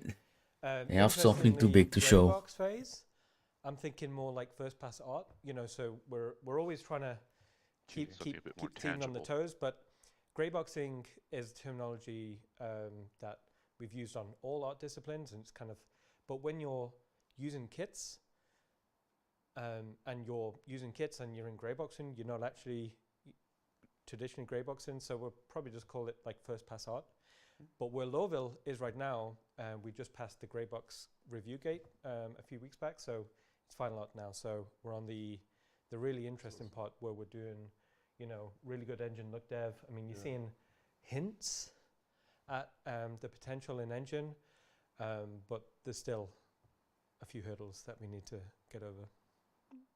Well, that was a look at Lorville Redux. Just on another step on our journey to 4.0. I do want to clear up some of the misconceptions that we're seeing in the chat here. Our journey to 4.0 is more akin to a journey to 4.x. The things that we're showing you today are not a list of this is what's in 4.0. Some of this will be in 4.0, like the planets and moons of Pyro and stuff like this. Other things will be in 4.1, 4.2, 4.3, and we'll know which as we get closer to development. Anybody that's followed the project long enough knows that that's how this works. But everything you're seeing on today's show here is everything that's in the process, in the pipeline, being developed now for 4, 4.1, 4.2, 4.3, and so forth. And before we jump to the next one, I want to shout out a couple of the other promotions that are going on. The digital goodies pack is going out there. You get a Finley plushie. It's not called Finley anymore. It's called Francis. I should look at that beforehand. There's a new jumpsuit that's being given to everybody, and grenade launchers with a cool new skin. That's free to all backers. Just register your account and pick up any one of the pledge packages and whatnot, and that stuff's yours. The Tobii Eyetracker contest is going on right now. Send us your in-game watch party screenshot for a chance to win. I know there are a number of watch parties going on right now. Shout out to the folks down in San Diego who I saw on Twitter earlier. The JRDF contests are partners at JR Design and Fabrication. Create a ship model using only ordinary and random household objects for a chance to win. They make these models that you see here. The wonderful star kitten, a dragonfly. Switch to Ian's camera. I'm gonna put this in there like this. Look at that. Oh, it's not in focus. Hold on. Let me get closer to his face. We're gonna do this. We're gonna do this. No. Stay down there. Look at my star kitten dragonfly in focus because I'm holding it near Ian's face. Isn't that great? Did you just smell it? What did it smell like? I thought about tasting it. JRD Fabrications are the makers of these wonderful Star Citizen models. They have an entire array. You can check out the website, or you can enter the contest for your chance to win a Carrack, a Freelancer, or a Cyclone.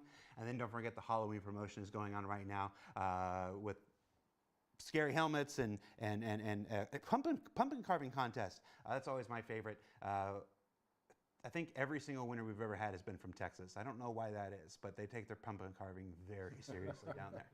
All right, so we've rambled on enough. Let's throw it to the next presentation. Now, I'm going to set this one up here. I'm going to put this, I'm going to make the audio guy, I was holding it in my hand because I got up. I'm just going to put it there. It's going to be safe. Resource management. What did I want to say about Here we go, boy. Backed the project back in 2013, 2014, before I came here. The thing that excited me most about Star Citizen was the potential for multi-crew gameplay. That positional experience of a captain and a navigator and an engineer and a comms person and run down and put out a fire and something's exploding in the cargo hold. You got to go and fix the fuses and stuff like this. That multi-crew experience has been what drew me to the project, first as a backer until I came in to do this on a spaceship. Did I mention I have a spaceship? I have a spaceship. And if you're like me, on our 10-year journey, I've been wondering, when's going to be the day? Where are we at with this stuff? Well, Dan Truffin and Thorsten Lyman are here to talk about the actual working prototypes of the resource management system, the thing that will make true multi-crew gameplay possible, and the last big hurdle to getting those capital ships into the game. So buckle up, eyes forward, and take it away, Dan and Thorsten.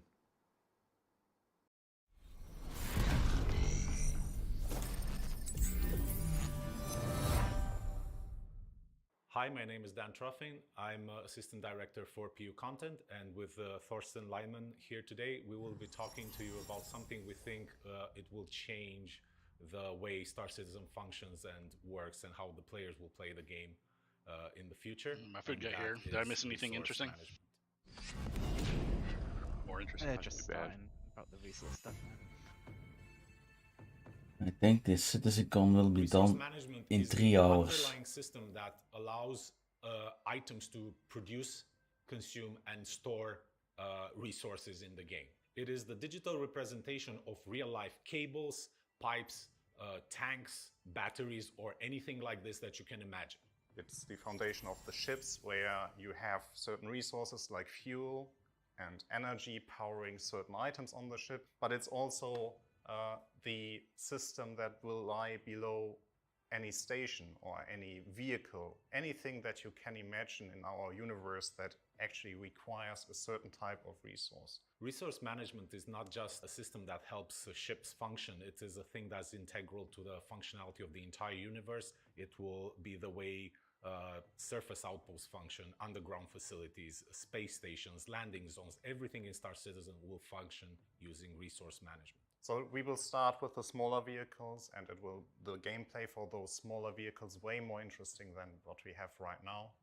And from that, we can move on to like bigger ships, and finally the capital ships will have a real purpose in the world, and where it will have a real meaning that you have the multiple roles inside those ships.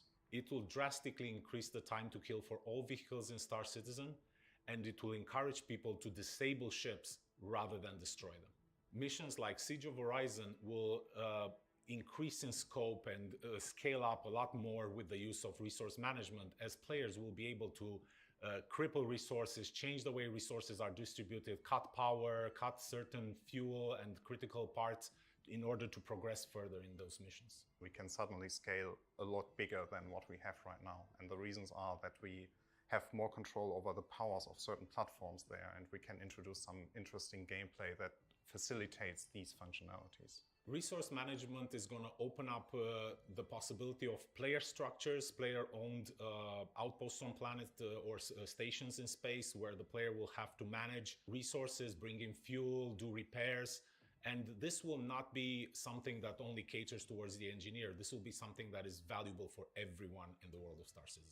Resource management will finally allow players to build their own bases and their own homesteads, and actually keep that loop engaging and fun. And really, this is the main thing that makes multi-crew gameplay possible. We envision the players taking on roles like engineer, mechanic, tactical officer. And while you have your engineer trying to maintain all the resources functioning and flowing perfectly and all the items in good operation, you will have mechanics running throughout the ship trying to change fuses, repair various things that have broken down. You will have tactical officers moving shields from one side of the ship to another in order to counter whatever incoming damage you have. Obviously, the pilot is going to be doing his job trying to move the ship out of harm's way. The gunners are going to be taking out enemy incoming fighters or other ships.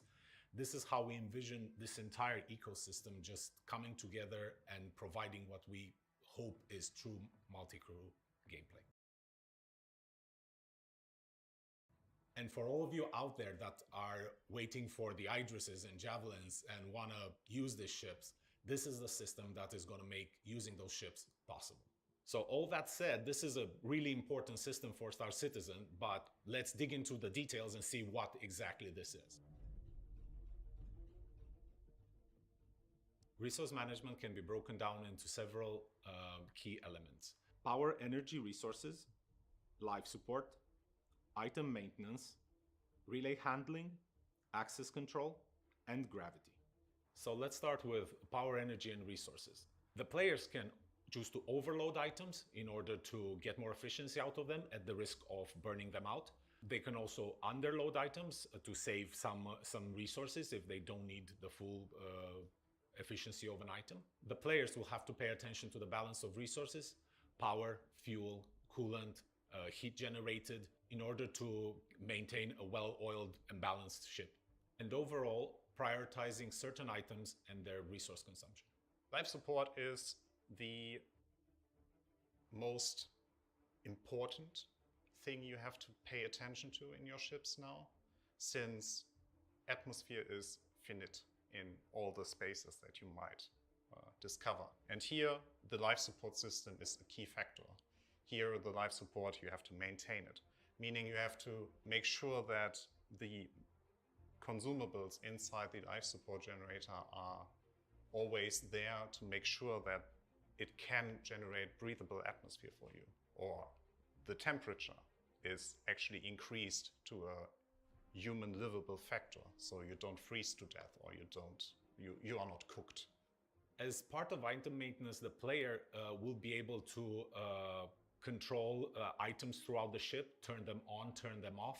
they will be able to remove broken items and replace them with new items, or sometimes dodgy items, depending on their income. They will be able to control which sub-items are installed in those items, either as fuses or subcomponents that give them various bonuses to that specific item. They will be able to run repair gameplay and replace broken fuses when the item stops working or takes enough damage. Relay handling is the actual management part that you, as the engineer on the ship, you have to do there. It's basically defining the circuits in the most effective way, especially for bigger ships. So a relay is something that defines which items are connected to each other. And what we want to achieve here is allowing you to create the best possible outcome for your ship. With access control, we're introducing ship roles. The captain will be able to assign certain roles to each of his crewmates. And for example, say one of the player becomes the engineer, which gives them specific access to certain controls, while the person that is the pilot will not have access to those controls. At the same time, a gunner will only have access to a specific gun or all the guns on the ship. And finally, gravity. So gravity is a concept that you experienced already in every ship. So there's always a ground, there's always a down, there's always an up. And we would like to give you some more control over that. So because it requires some energy, and if you want to run your ship more energy efficient, raise your hand if you've ever done that before. To switch off gravity. Or there might be other use cases where a zero gravity environment is more useful than another one. So if it wasn't clear by now, the scope of resource management touches pretty much every aspect of life in Star Citizen. So we're doing a lot of talking, but I bet what everyone would like to know is, where are we with all of this right now? Currently, we have working in-engine prototypes of the following systems: power, gravity, life support, and the relay network. With a power system, we can overpower and underpower items. We can set the priorities of item producers and consumers inside the ship, and we can set the path of resources inside the ship through the resource relay network. And with the power system, we already can distribute the base energy and base fuel throughout the ship, so we can make sure that each item actually gets the resources they need. Creating your own resource path is basically defining the routes, or the most efficient routes that the energy or the resources have to take throughout your ship.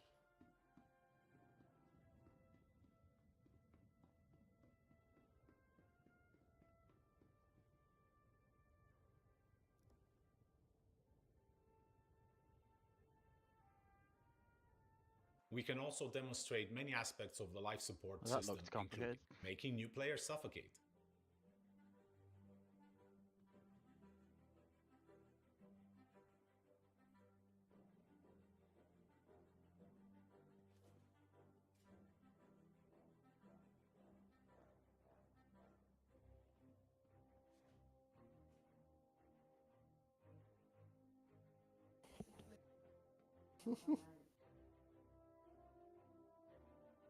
Poor AI guy.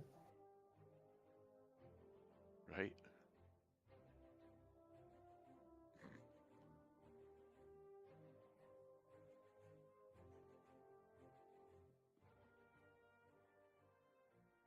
Fire expulsion.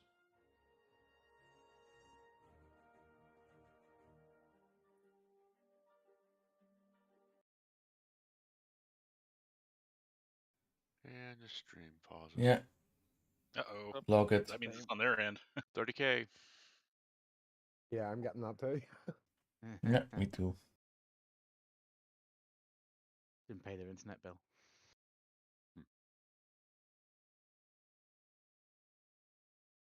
Deprived the stream of oxygen. Right. There you go. I got a commercial now. It's not a Citizencon without a crash. Oh Right. no. I'm restarting It's Twitch gone. to see if that clears it up. No, it's No, on no, every. it's just No, it's everybody. yeah. How can they break a pre-recorded stream? It's Star Citizen. I'm very excited for this stuff because this is the pathway to boarding ships and having competent firefights on board a larger ship. 30K. Oh, no, this planned. Called It it. looks like planned There of you go. what? It's back. Everybody in the chat sounds 30k. Is this planned? Oh, and they missed a bit. Yeah. And now we Twitch. get an exclusive Squad in 42 piece. There must be something. No.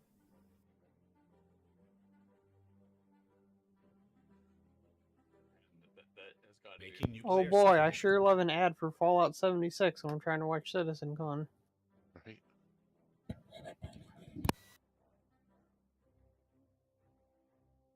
This shit's so funny. This is like, I don't know. Venting and filling rooms with atmosphere.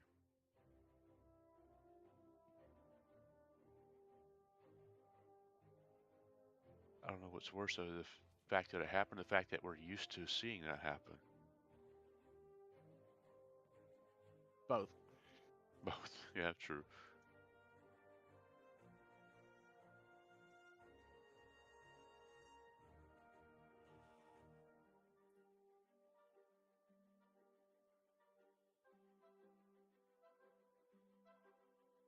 I remember like 5 years ago they had like the hour-long outage, And whatever, making players suffocate. and then Again. they re-released the stream and they cut it out. Mm-hmm.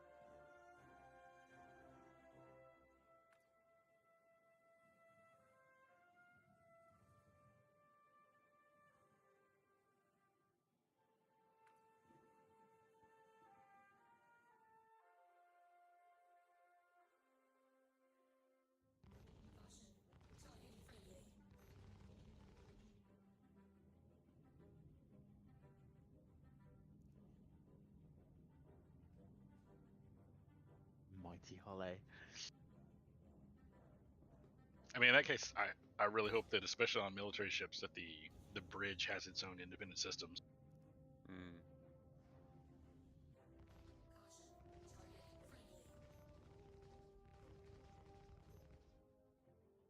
In the last year, we've made tremendous progress with the resource management system, but with a system that is this big and complex, we do not want to rush it. We want to just get it right and get it right from the beginning.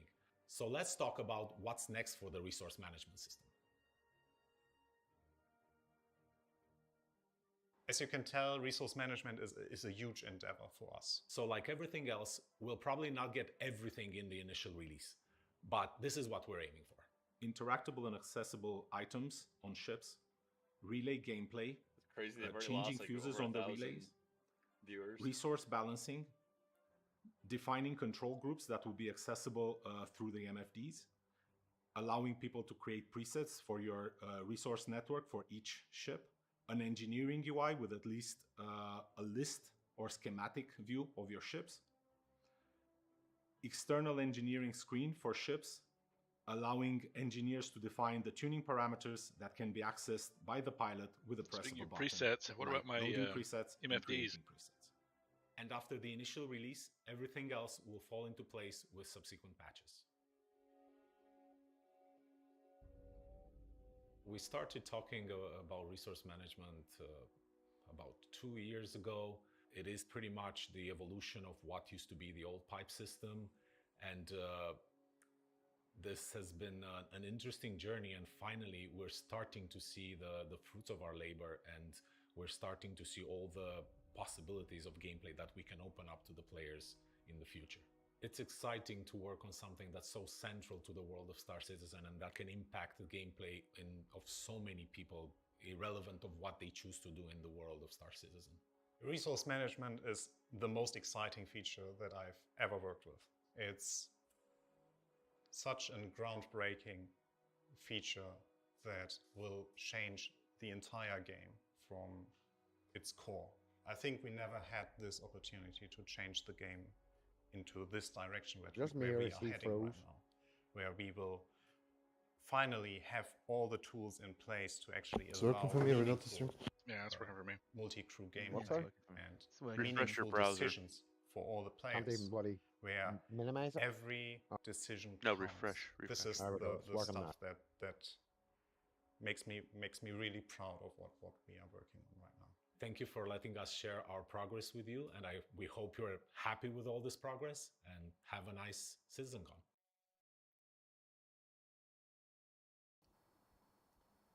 This Bar Citizen Singapore card is really cool. They've just been staring at me playing with it for the last 18 minutes. That was Dan Truffin and Torsten Lyman talking about the resource management system, and joining us to follow up on it is Todd Pappy, John Crew. Guys, this has been a long time coming. I know we still got a ways to go. I don't make it sound like it's it's done, but I mean, how exciting is this? This is very this to me brings the interaction that we want in environments, but also in ships. So like you said with the multi-crew stuff, but like again, it's not only going to be in ships. We're also putting in environments. Yeah, this is what's necessary to have player homesteading. One of the components. It's not the only thing. But but it's about just bringing the interaction into the environment. So the AI will react, the player reacts.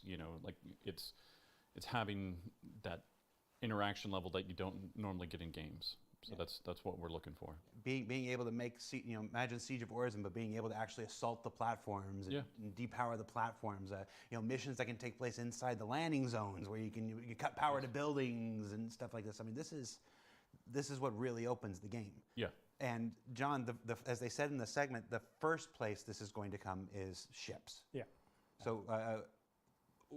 What's the first version of this look like? I've got an network. So first version is going to be a lot of what you saw in that video. So we're working through some of the ships now, Hammerhead, Hulle, Star Runner, just to prove out a few things, because naturally some ships were built a long time ago. Ones in recent times were built with this sort of level of detail in mind. But yeah, you'll have all these components accessible. You'll be able to get to the relays, do all this management. Just saying, something really cool in that. Live in the first presentation last year it goes from about 2 hours, just being a ship you're on 2 hours and 10 minutes. An interactive piece of the puzzle that gives you that multi-crew gameplay. You're not just limited to be. We've done already 6 presentations. That's about it. Now, engineers and support roles are going to have a huge part to play on ships, because things will go wrong. Two guys sitting on the and if you don't get on top of it quickly, it's going to be a very bad time for all involved. Yeah, I said before we set it up, this is the aspect of Star Citizen that first drew me, in. So it has been I feel like I've been very patient and waiting, really wanting to see this go. And as I see everybody on EUPU and everybody that's contributing to this thing, it's just super exciting to see it really beginning to evolve and really beginning to be used tangibly in our prototypes and stuff like that. And it's just, I think people know I don't generally hype very often. I'm usually the guy that's sitting here, it's like, don't hype, manage your expectations and stuff. And you should still do that. I'm not changing my tune. This is the part of the thing that I've been waiting for personally. Yeah. So I'm excited.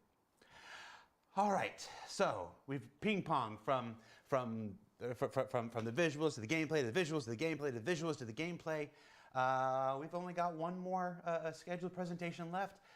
Ship Talk, Talking Ship, our annual celebration of vehicles new coming to the pipeline, vehicles coming straight to flyable, things, something in the middle. Here we go again. That's going to star John Crew and Ben Curtis and Paul Jones, and I'll let them take it away. Oh, wasn't you?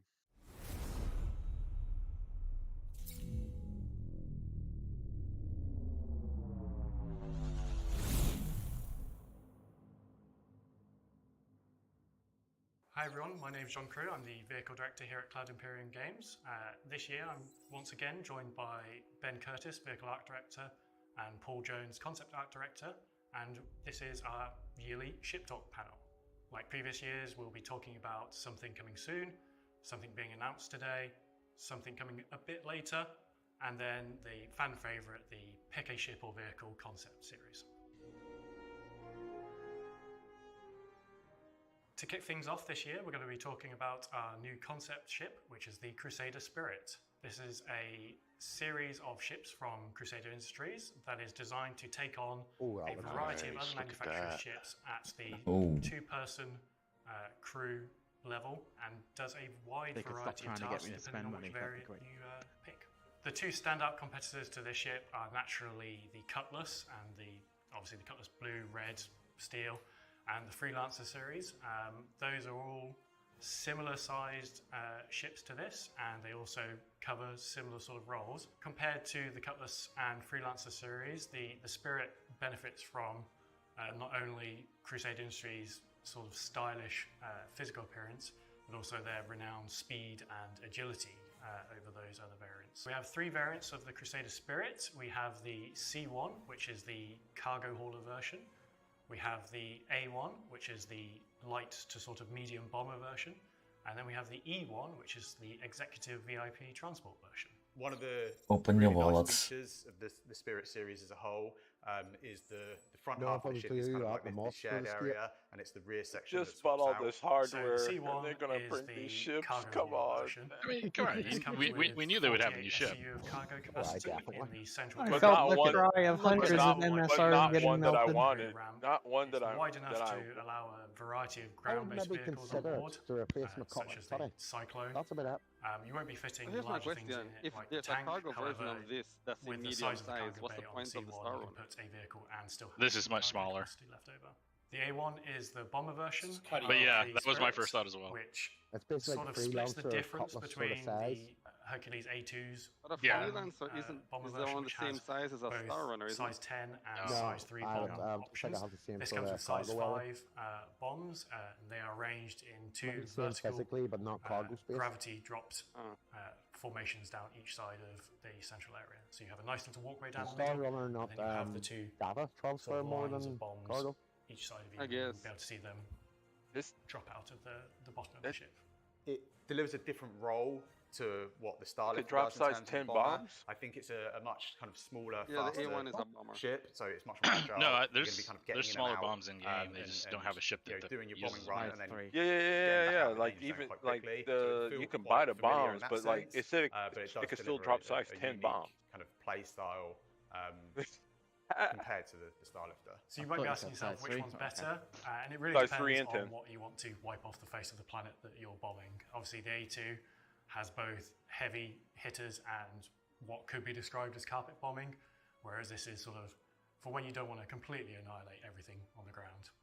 And lastly, we have The A1 variant, is supposed which, to be able solely to existing in Jared use Hart the version smaller is bombs as Starliner. well, but So this is a there sort of isn't a taste rack of for what it the yet. Starliner will get in the future, but on a much Like if you smaller look scale. at the VIP1 is the really brochure interesting for it, module.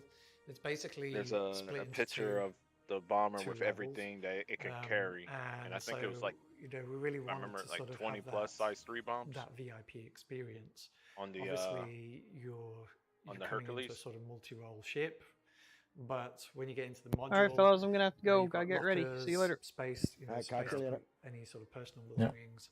If essentially you're going to two elevators, Oh, so it's left like or right, and take you up to the top deck. it's a smaller version so of it the has that Star sort Runner, of or the first-class Gemini. feeling. The I think Gemini. what I meant. really makes the E1 stand Not out Gemini. compared to some of our other ships is the kind of the large panoramic glass roof. So when you're in this kind of shared VIP area, you're gonna have great views and be able to kind of like explore the verse. The page is live on RSI. And we also A1, have the A1, Mixmaster, C1, and which is at the front E1.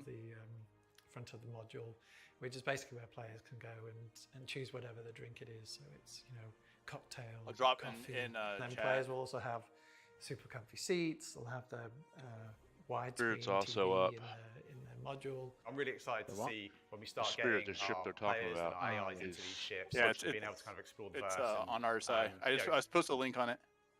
experience that kind of $110 luxury for the living. C1.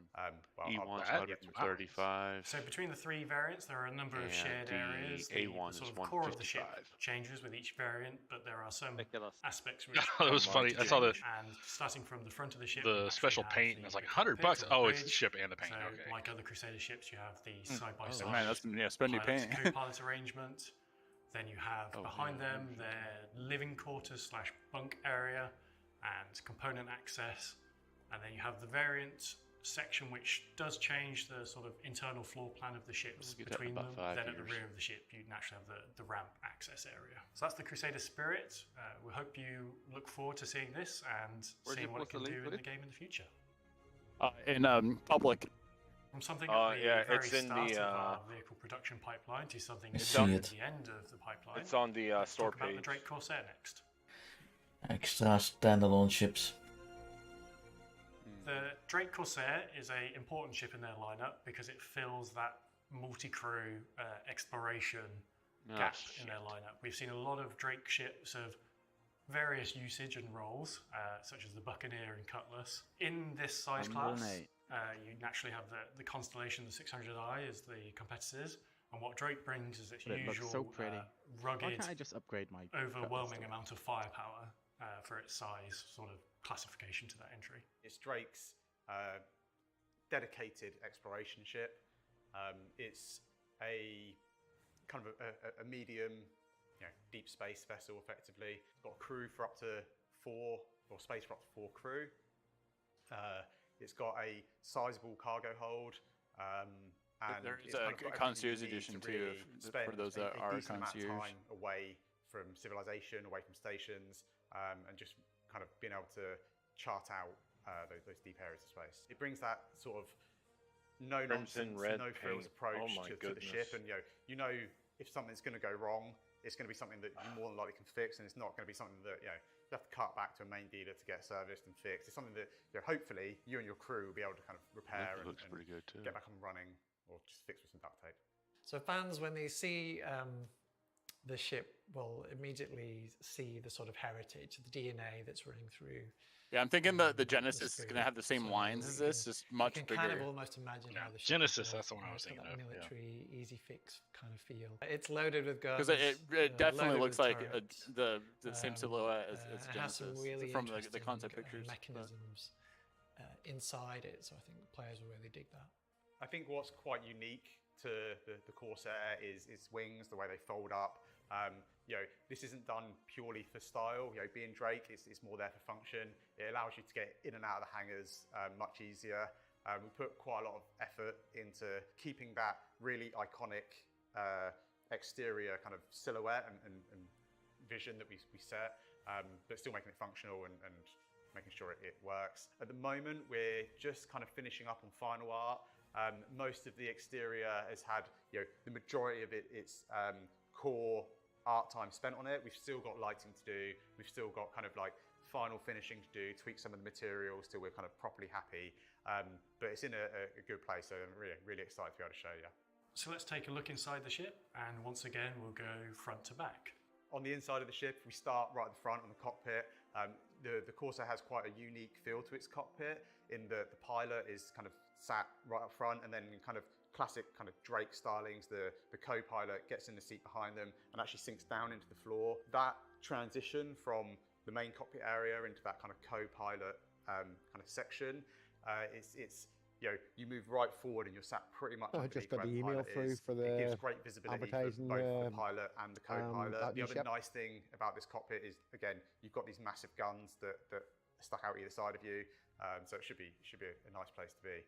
In the rear of the cockpit, we've got the captain's quarters. So the captain's quarters is actually pretty much identical to the rest of the quarters in the ship in terms of its kind of size and its amenities. As you move back through the ship, there's a small kind of crossroads directly behind the bridge. From here, you can either progress backwards straight into habitation, or to either side, you've got the turret access. So it's right really at the kind of like the neck of the ship, effectively. The side turrets have changed a little since the concept phase. They now have a greater range of motion in sort of the yaw axis. We're quite limited at concept stage to about 45 degrees.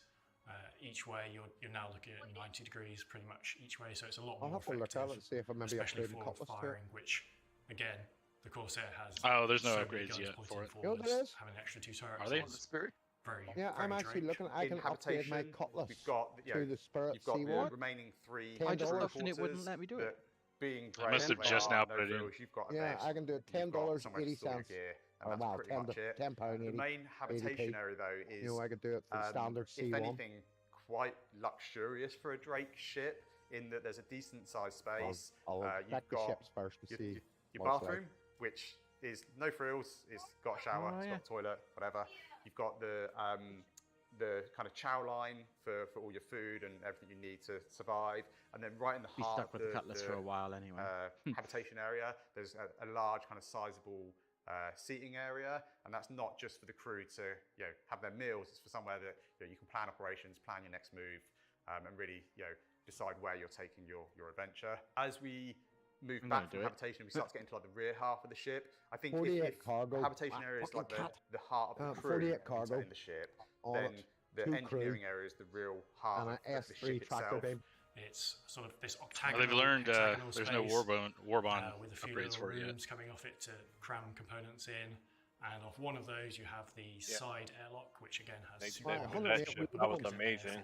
The C1 Spirit plus Crimson paint into EVA, is Warbond. docking, or coming. I was talking. Before you enter the rest of the ship. And then you've also got the lift, sorry? and the lift not only goes down to ground level, but it also takes you up to the roof of the ship. So if the you last do time want I to did go on that a, was for the quick Nomad. spacewalk, or you need to go and repair something on the exterior, then you've got kind of easy access straight up the lift, and out you go. Then More finally ships at the need rear, that. you have the main Lifts. cargo hold, which has space for an Ursa rover or similar sized vehicles and down, along with a significant cargo capacity. like the Being a $175 Drake ship, version. there's a huge ramp on the back of it. All the mechanics are exposed. You can That- really yeah, see that's the the workings credit. of how the ship actually operates. If you're a fan of Drake, it certainly the ticks levers those on the elevator. boxes. So I think the Corsair is a particularly cool ship. I love the styling of it, love the 10 asymmetric size 5 bomb. wing arrangement of it. I think it's just going to be a great, fun addition to the game, giving those sort of players who enjoy that Drake experience their slice of the pie. And you'll be able to experience that yourselves at IAE this year. And a vehicle coming later today, a vehicle that's at the end of the pipeline, we have the Greycat STV. Yeah, this is the one that was on the leak channel. Straight to Racing is drivable. a cool and fun aspect of Star Citizen, and it's something that we've seen that backers really enjoy doing and organising amongst themselves, and something that we really want to help support from within CIG. So we wanted to bring a new vehicle to the verse, which is where the STV came from. So the STV is the Greycat sports terrain vehicle. It builds on what they learned from the PTV, but it brings it out of the hangars, off of the tarmac, and onto much more rugged terrain. It's a four-wheeler, two-person open-topped, sports styling, everything you need to razz around on the planets. So the STV is actually part of a wider family of vehicles. You may recognise a resemblance in the name to the Greycat PTV, which is also part of that family. And we also have a third vehicle lined up that we want to do in the future called the UTV, which is the utility terrain vehicle. And we've actually reconcepted the PTV, and we have the concept for the UTV. And when you see all three side by side, you'll see that family resemblance.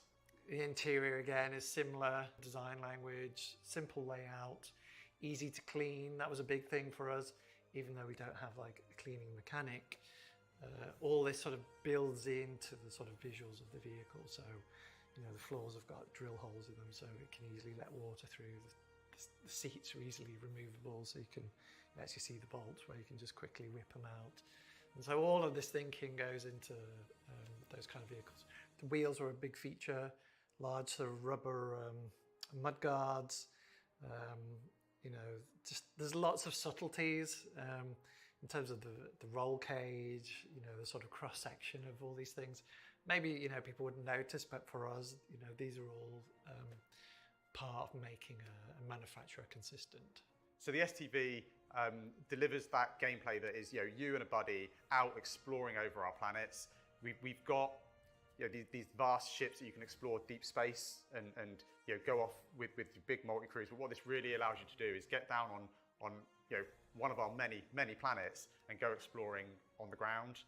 it's not just a vehicle for you and a friend. It's also got kind of some cargo space in the back. So if you are out there doing missions, rather than having to fly your ships directly to where the mission is, it allows you to land, you know, slightly out there, slightly in a safer area. You still got space to load up with weapons, load up with your whatever mission items you need, and get in and out nice and quick. Compared to the Cyclone RC, which is a sort of racing variant of a non-racing vehicle, the STV was built from the ground up to be a good racing vehicle. It has a good chassis, it has better handling, it has better top speed, and that's what makes it a compelling racing choice. The best things about Star Citizen as a whole is it kind of brings a lot of gameplay, and it's, you know, it's not all about combat. It's not all about you know, flying these massive ships. And I think one of the things that a lot of us are excited internally about is racing within our game. A lot of us come from a racing background in terms of the games we've developed before. A lot of us are, you know, petrol heads at heart. So I think being able to build on that kind of gameplay in Star Citizen is super exciting for us. And if you stick around to the end of the broadcast, you'll get your first chance at seeing the STV in action in a race organised by Atmo Esports, creators of the Daymar Rally, where you'll see it taking on the terrain for the first time. You'll be able to pick one of these vehicles up today at the end of the broadcast. You can pick one up as in concept or pick one up in And finally, production. The most important aspect of these inaugural shows, the Pick a Ship concept challenge thing. For those of you that have seen previous years, you'll have seen that we've thrown up some silhouettes of potential ship and vehicle options and asked for your feedback on which one we should actually make. And the wise among you have probably realised that we end up making pretty much all of them anyway. So instead of just doing that again and pretending that we're not going to do that, we thought we'd do something slightly different this year and just have a single ship option. And the choice is actually the manufacturer and the styling of that ship. So we want to do a nice large civilian mining ship that bridges the gap between the Argo Mole and the RSI Orion, because if you know those two ships, there is quite a gulf of space in between them. We wanted to fill that gap with an intermediary stepping stone before you jump into the big RSI Orion, which the scale of its mining is nothing like any other mining ship in the game. The Mole is the current mining system, just lots of it. So with this larger ship, we want to increase that and also provide onboard space for our ground mining vehicles such as the Rock and the Rock DS, which allows you the flexibility of taking on any mining situation that you can come across. Something so with that, we have three choices, which are basically the a manufacturers. mole that can carry a rock. We have RSI as the first choice. So obviously RSI do the Orion, so this would be a smaller vehicle in that family. We have Argo, again, we have the Mole, so naturally it could be a larger step up from that. And then we have MISC, the third option. Obviously MISC do the Prospector, so again, keeping it all within the same family. As you can see from these images, they each have their sort of own unique styling take on that. What do you think? Which manufacturer? At the end of this Ship Talk panel, Jared will come on and explain how you get to vote on these three options. Get out of here. Get out of here. Something like the Reclaimer, but for mining. Not MISC. MISC ships are ugly as All right. ass. So the Crusader Spirit is available now as a concept promotion on the RobertSpaceIndustries.com website. The STV is coming to the universe at the end of the broadcast, just in time for the Atmo Esports racing event that's happening after this. And the Corsair will be making its way to you at this year's Intergalactic Corsair was already talked about. On this year's John Cruise Pick a Ship Challenge thingy, I think he called it. There is a comlink on the RobertSpaceIndustries.com website where you can go and vote on the manufacturer for the next big mining ship. So, John, recently you went through and just nuked all the speeds of all the ground vehicles, and obviously you did that so that the STV could be the fastest. That's certainly one take on on what happened. To talk about it a bit more in depth, it was actually planned for quite some time. As we know, game development timelines go all over the place, so we'd actually done this. Yeah, I generally get a warbond to melt, which and then sadly did not come out before 373 went live. So we did that because, quite frankly, a lot of those vehicles were ludicrous speeds, like 55 meters a second is like over 120 miles an hour off-road. Yeah, off-road. Off-road, 120 miles an hour is terrifying, especially on like Star Citizen planets with rocks that would just kill you. Oh well. So we wanted to bring the cyclones down. We want to sort of rebalance everything. Not everything has gone as intended. Like the rocks and the Ursas are not quite where they should be. So we will go back and do more changes. But the idea was people would get to see it in 3.18. So it wouldn't be such a surprise in 3.17.3, which unfortunately is how it turned out. But as far as the new ships go, the Spirit looks amazing. Yes. Like, when you say, I gotta ask you, you say this is a small taste of what players can expect for the Starliner, which anybody should know is my favorite ship. That's still not out yet, John. His little taste, what it could be? When you say a little taste, what does that mean? I'm asking for me, not for these people. I'm asking for me. What does that mean? So obviously the Starliner is quite an old concept. We didn't really do a huge amount of interior look development, so the time we spent on the Spirit $135 I don't know. E1 Spirit. That all it is? We're going to build on for that. Oh yeah, so but you're going to have cutlass to it, but there's no logo. It's cheaper if you get a Warbond. Pod there is a Warbond, that's enclosure. nothing, yeah. Oh, are you talking about the E1? Of the Starliner. E1, C1. Ask Tony. Okay, shiploader matrix 20 minutes ago. That sort of feel, that luxury transport feel is something we haven't really shown in Star Citizen. Every man and their donkey was pestering me for that Horizon shuttle concept. And for the Spirit A1, you get the Freelancer Miss. For the Spirit C1 and the C1 you get a Cutlass Black, and the E1 you get a Cutlass Steel.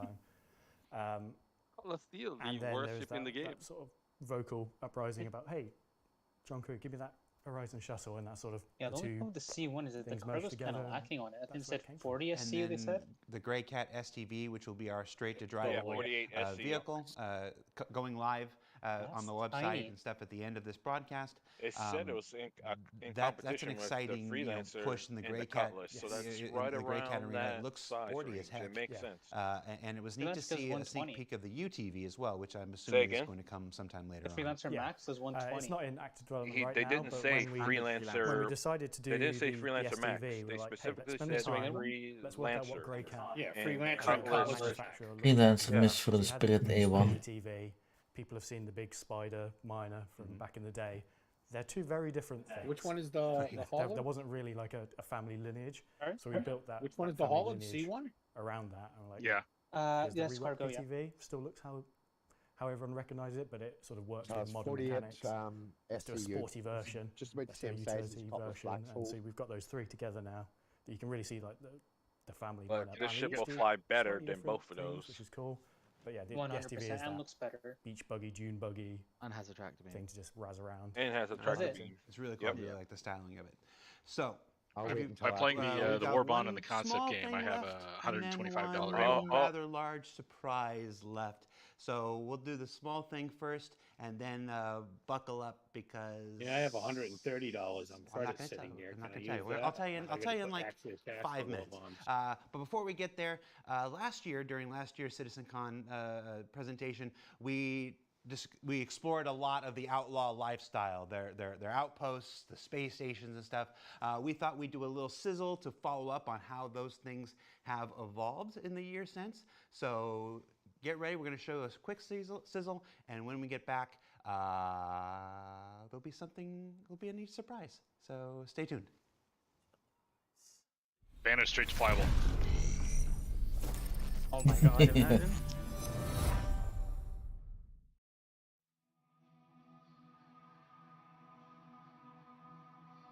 Hey, maybe it'll be a Titan suit. Big deal. I mean, that would make people shit their pants. Oh, absolutely. That crashed the website. I mean, if they're doing a scissor roll, they're obviously going to show whatever it is here, so. Is this the new HABs they're working on? Yes.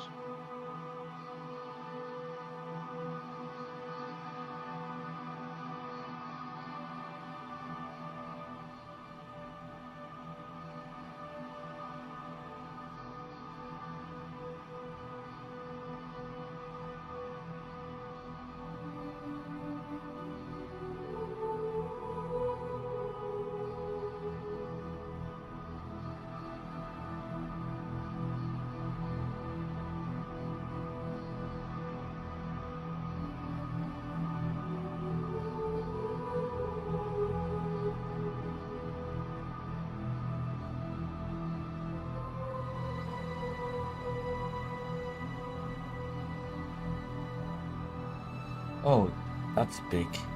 That's really big. That's huge. Yeah.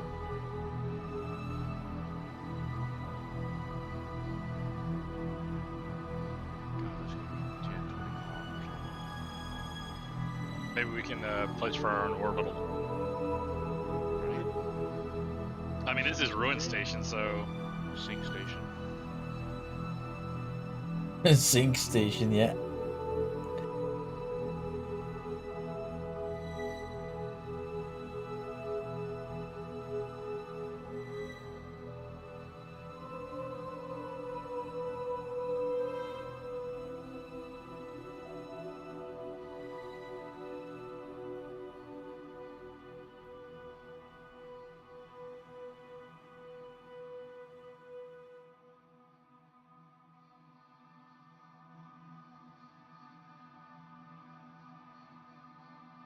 That's eye candy.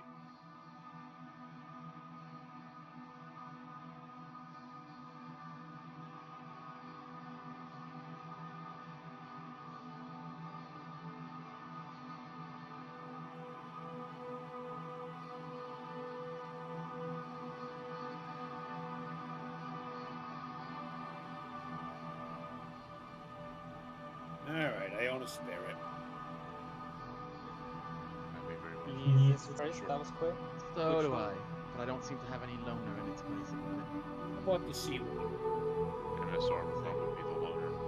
Yeah, but did you get the Crimson paint? Yeah, I got the Crimson paint and the Olympic paint. It didn't ask me to do it. Maybe because I did the other way. Oh, you gotta be, the Crimson paint is only for, people that have spent too much fucking money on this game as it is. A glimpse at how the outposts and the space stations have evolved since we saw them at last year's Citizencon 2951. Now, if you've been following our program today, you might think this is it. We're near the end, but we've got one more special surprise in store. Joining us on the show today are two people who probably need no introduction, but we're going to do it anyway. Founder and CEO, Mr. Chris Roberts. Hello, everyone. How you doing? How you doing? I'm doing good, Jared. Welcome to the spaceship. Welcome back to the spaceship. You opened the show today. I know. And Squadron 42 game director, Mr. Richard Tyler. Hello, how's it going? Good. This is your first time on the spaceship. It is. Release next year. What do you think? I think it's very nice. Very really cool. Chris is about to speak.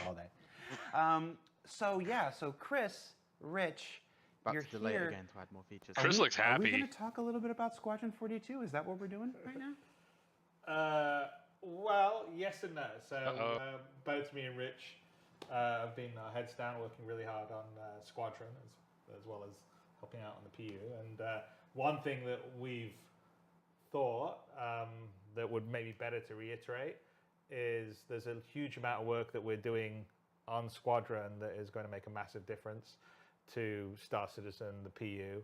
And we wanted maybe to talk about some of the things that we're doing, because I know a lot of people say, well, everyone's working on Squadron, no one's working on the PU, and that's not really true, because a huge amount of the core gameplay that we're working on Squadron is specifically being built not just for Squadron, but to benefit the PU, and we're just doing it in sort of the test kitchen of Squadron to allow us to really, polish and make sure the features work well without having to be caught up in the sort of quarterly release cycle that you have on the PU, because we were finding it was hard for us to really finish the features out. You know, we'd get a tier 0 out, and then it would just sort of sit around for a while because everyone was rushing on to the next set of features they wanted to do. And for Squadron, obviously, it's shipping as a final polished AAA title, so everything needs to be really put together, working really well, and playing great. And so we're trying in the setup that we're doing now to do that for the features that we've identified that we need to make sure works really well for Squadron, but also will play across into the PU. And so we thought it'd be really useful to come by and tell you all about some of the subtle things and the gameplay aspects that we're working on that maybe you haven't heard from Todd or Tony or everyone else that today and during the ISCs, because we sort of try to keep the Squadron stuff close to our chest to really sort of surprise and impress people when we do it. And so, we thought, why don't we just come by and maybe just talk about little things, maybe show you a sneak peek of something here and there. not everything, because we're trying to keep it close to our chest. He's excited. Whatever it is, let the baby out of the carriage. 100%. Beautifully dressed and all the rest of it. I guarantee it. But hopefully it'll give you guys some insight to what's happening, and also understand that a huge amount of the development resources, release date. even if you think they're working on Squadron, are ultimately working on stuff that no. be in the persistent. Chris has learned no dates. He learned no dates 7 years ago.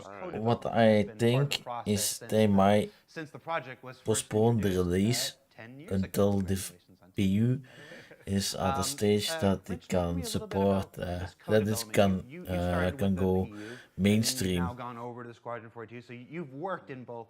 You've worked in both environments. You know the struggle of T0 features and the quarterly releases for the PU, and now you're getting to kind of, your experience is different on Squadron. Talk to me about how that's changed and how it's still, work for one still benefits the other, or will ultimately. Well, when I worked on the PU, it wasn't really the PU or Squadron. It was always, we were working on features that pushed for both projects.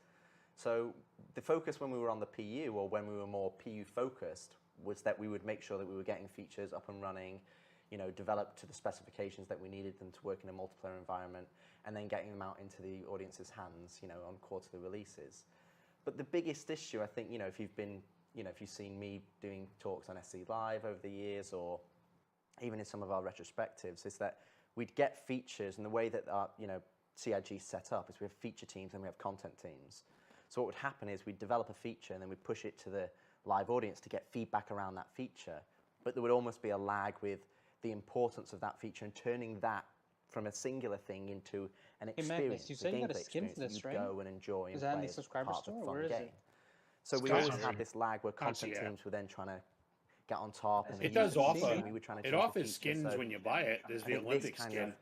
Pulled it back a bit, allowed us to really focus on both the content and the feature. But it's not subscriber, it's concierge. Because it allowed us to bring it under one umbrella, which is Squadron 42. So we were able to get that feature in the game, not as a T0, but as a fully whole, capable gameplay. If you spend more than 1,000, you're concierge. Chris, we can play and enjoy it and How go, much was the is skin? this right? Do we need to make it better? How does it feel? And also prove that out with the content we want. So once we then developed that and honed it and almost cast it in that iron, in the crucible kind of thing, we can then move it into the PU, and ultimately, it's not. What I see is this concept, They would have had them probably. It's not straight to flyable. Not ready, or yeah, still give me a couple of a few updates. features right now. You think maybe 4.0. There's not really a huge purpose to them. Mounted guns, I still want to pay more than 100. Really huge purpose and now it's cheap, so I might as well buy it now. But we're making sure that any feature we work on has that purpose. Unless it has some kind of purpose in game, at least a year away. People can use it and experience it how we wanted it to be designed. How we one or wanted it two to updates, like major because updates. we struggle a few times. Say, yeah, but I mean, there's a lot of stuff in we have the pipeline already that's coming out first.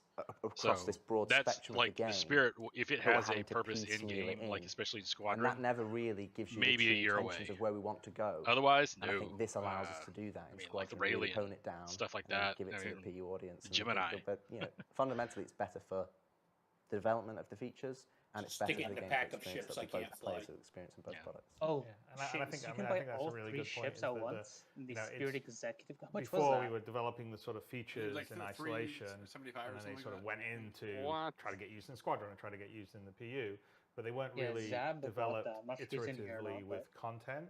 And so that's the reason why we sort of pulled back some of the stuff working on Squadron, is because then we can iterate it with actual gameplay content, which is what Rich is talking about, to make sure it feels well and right with the time to. It'll be a super maneuverable, fast freelancer.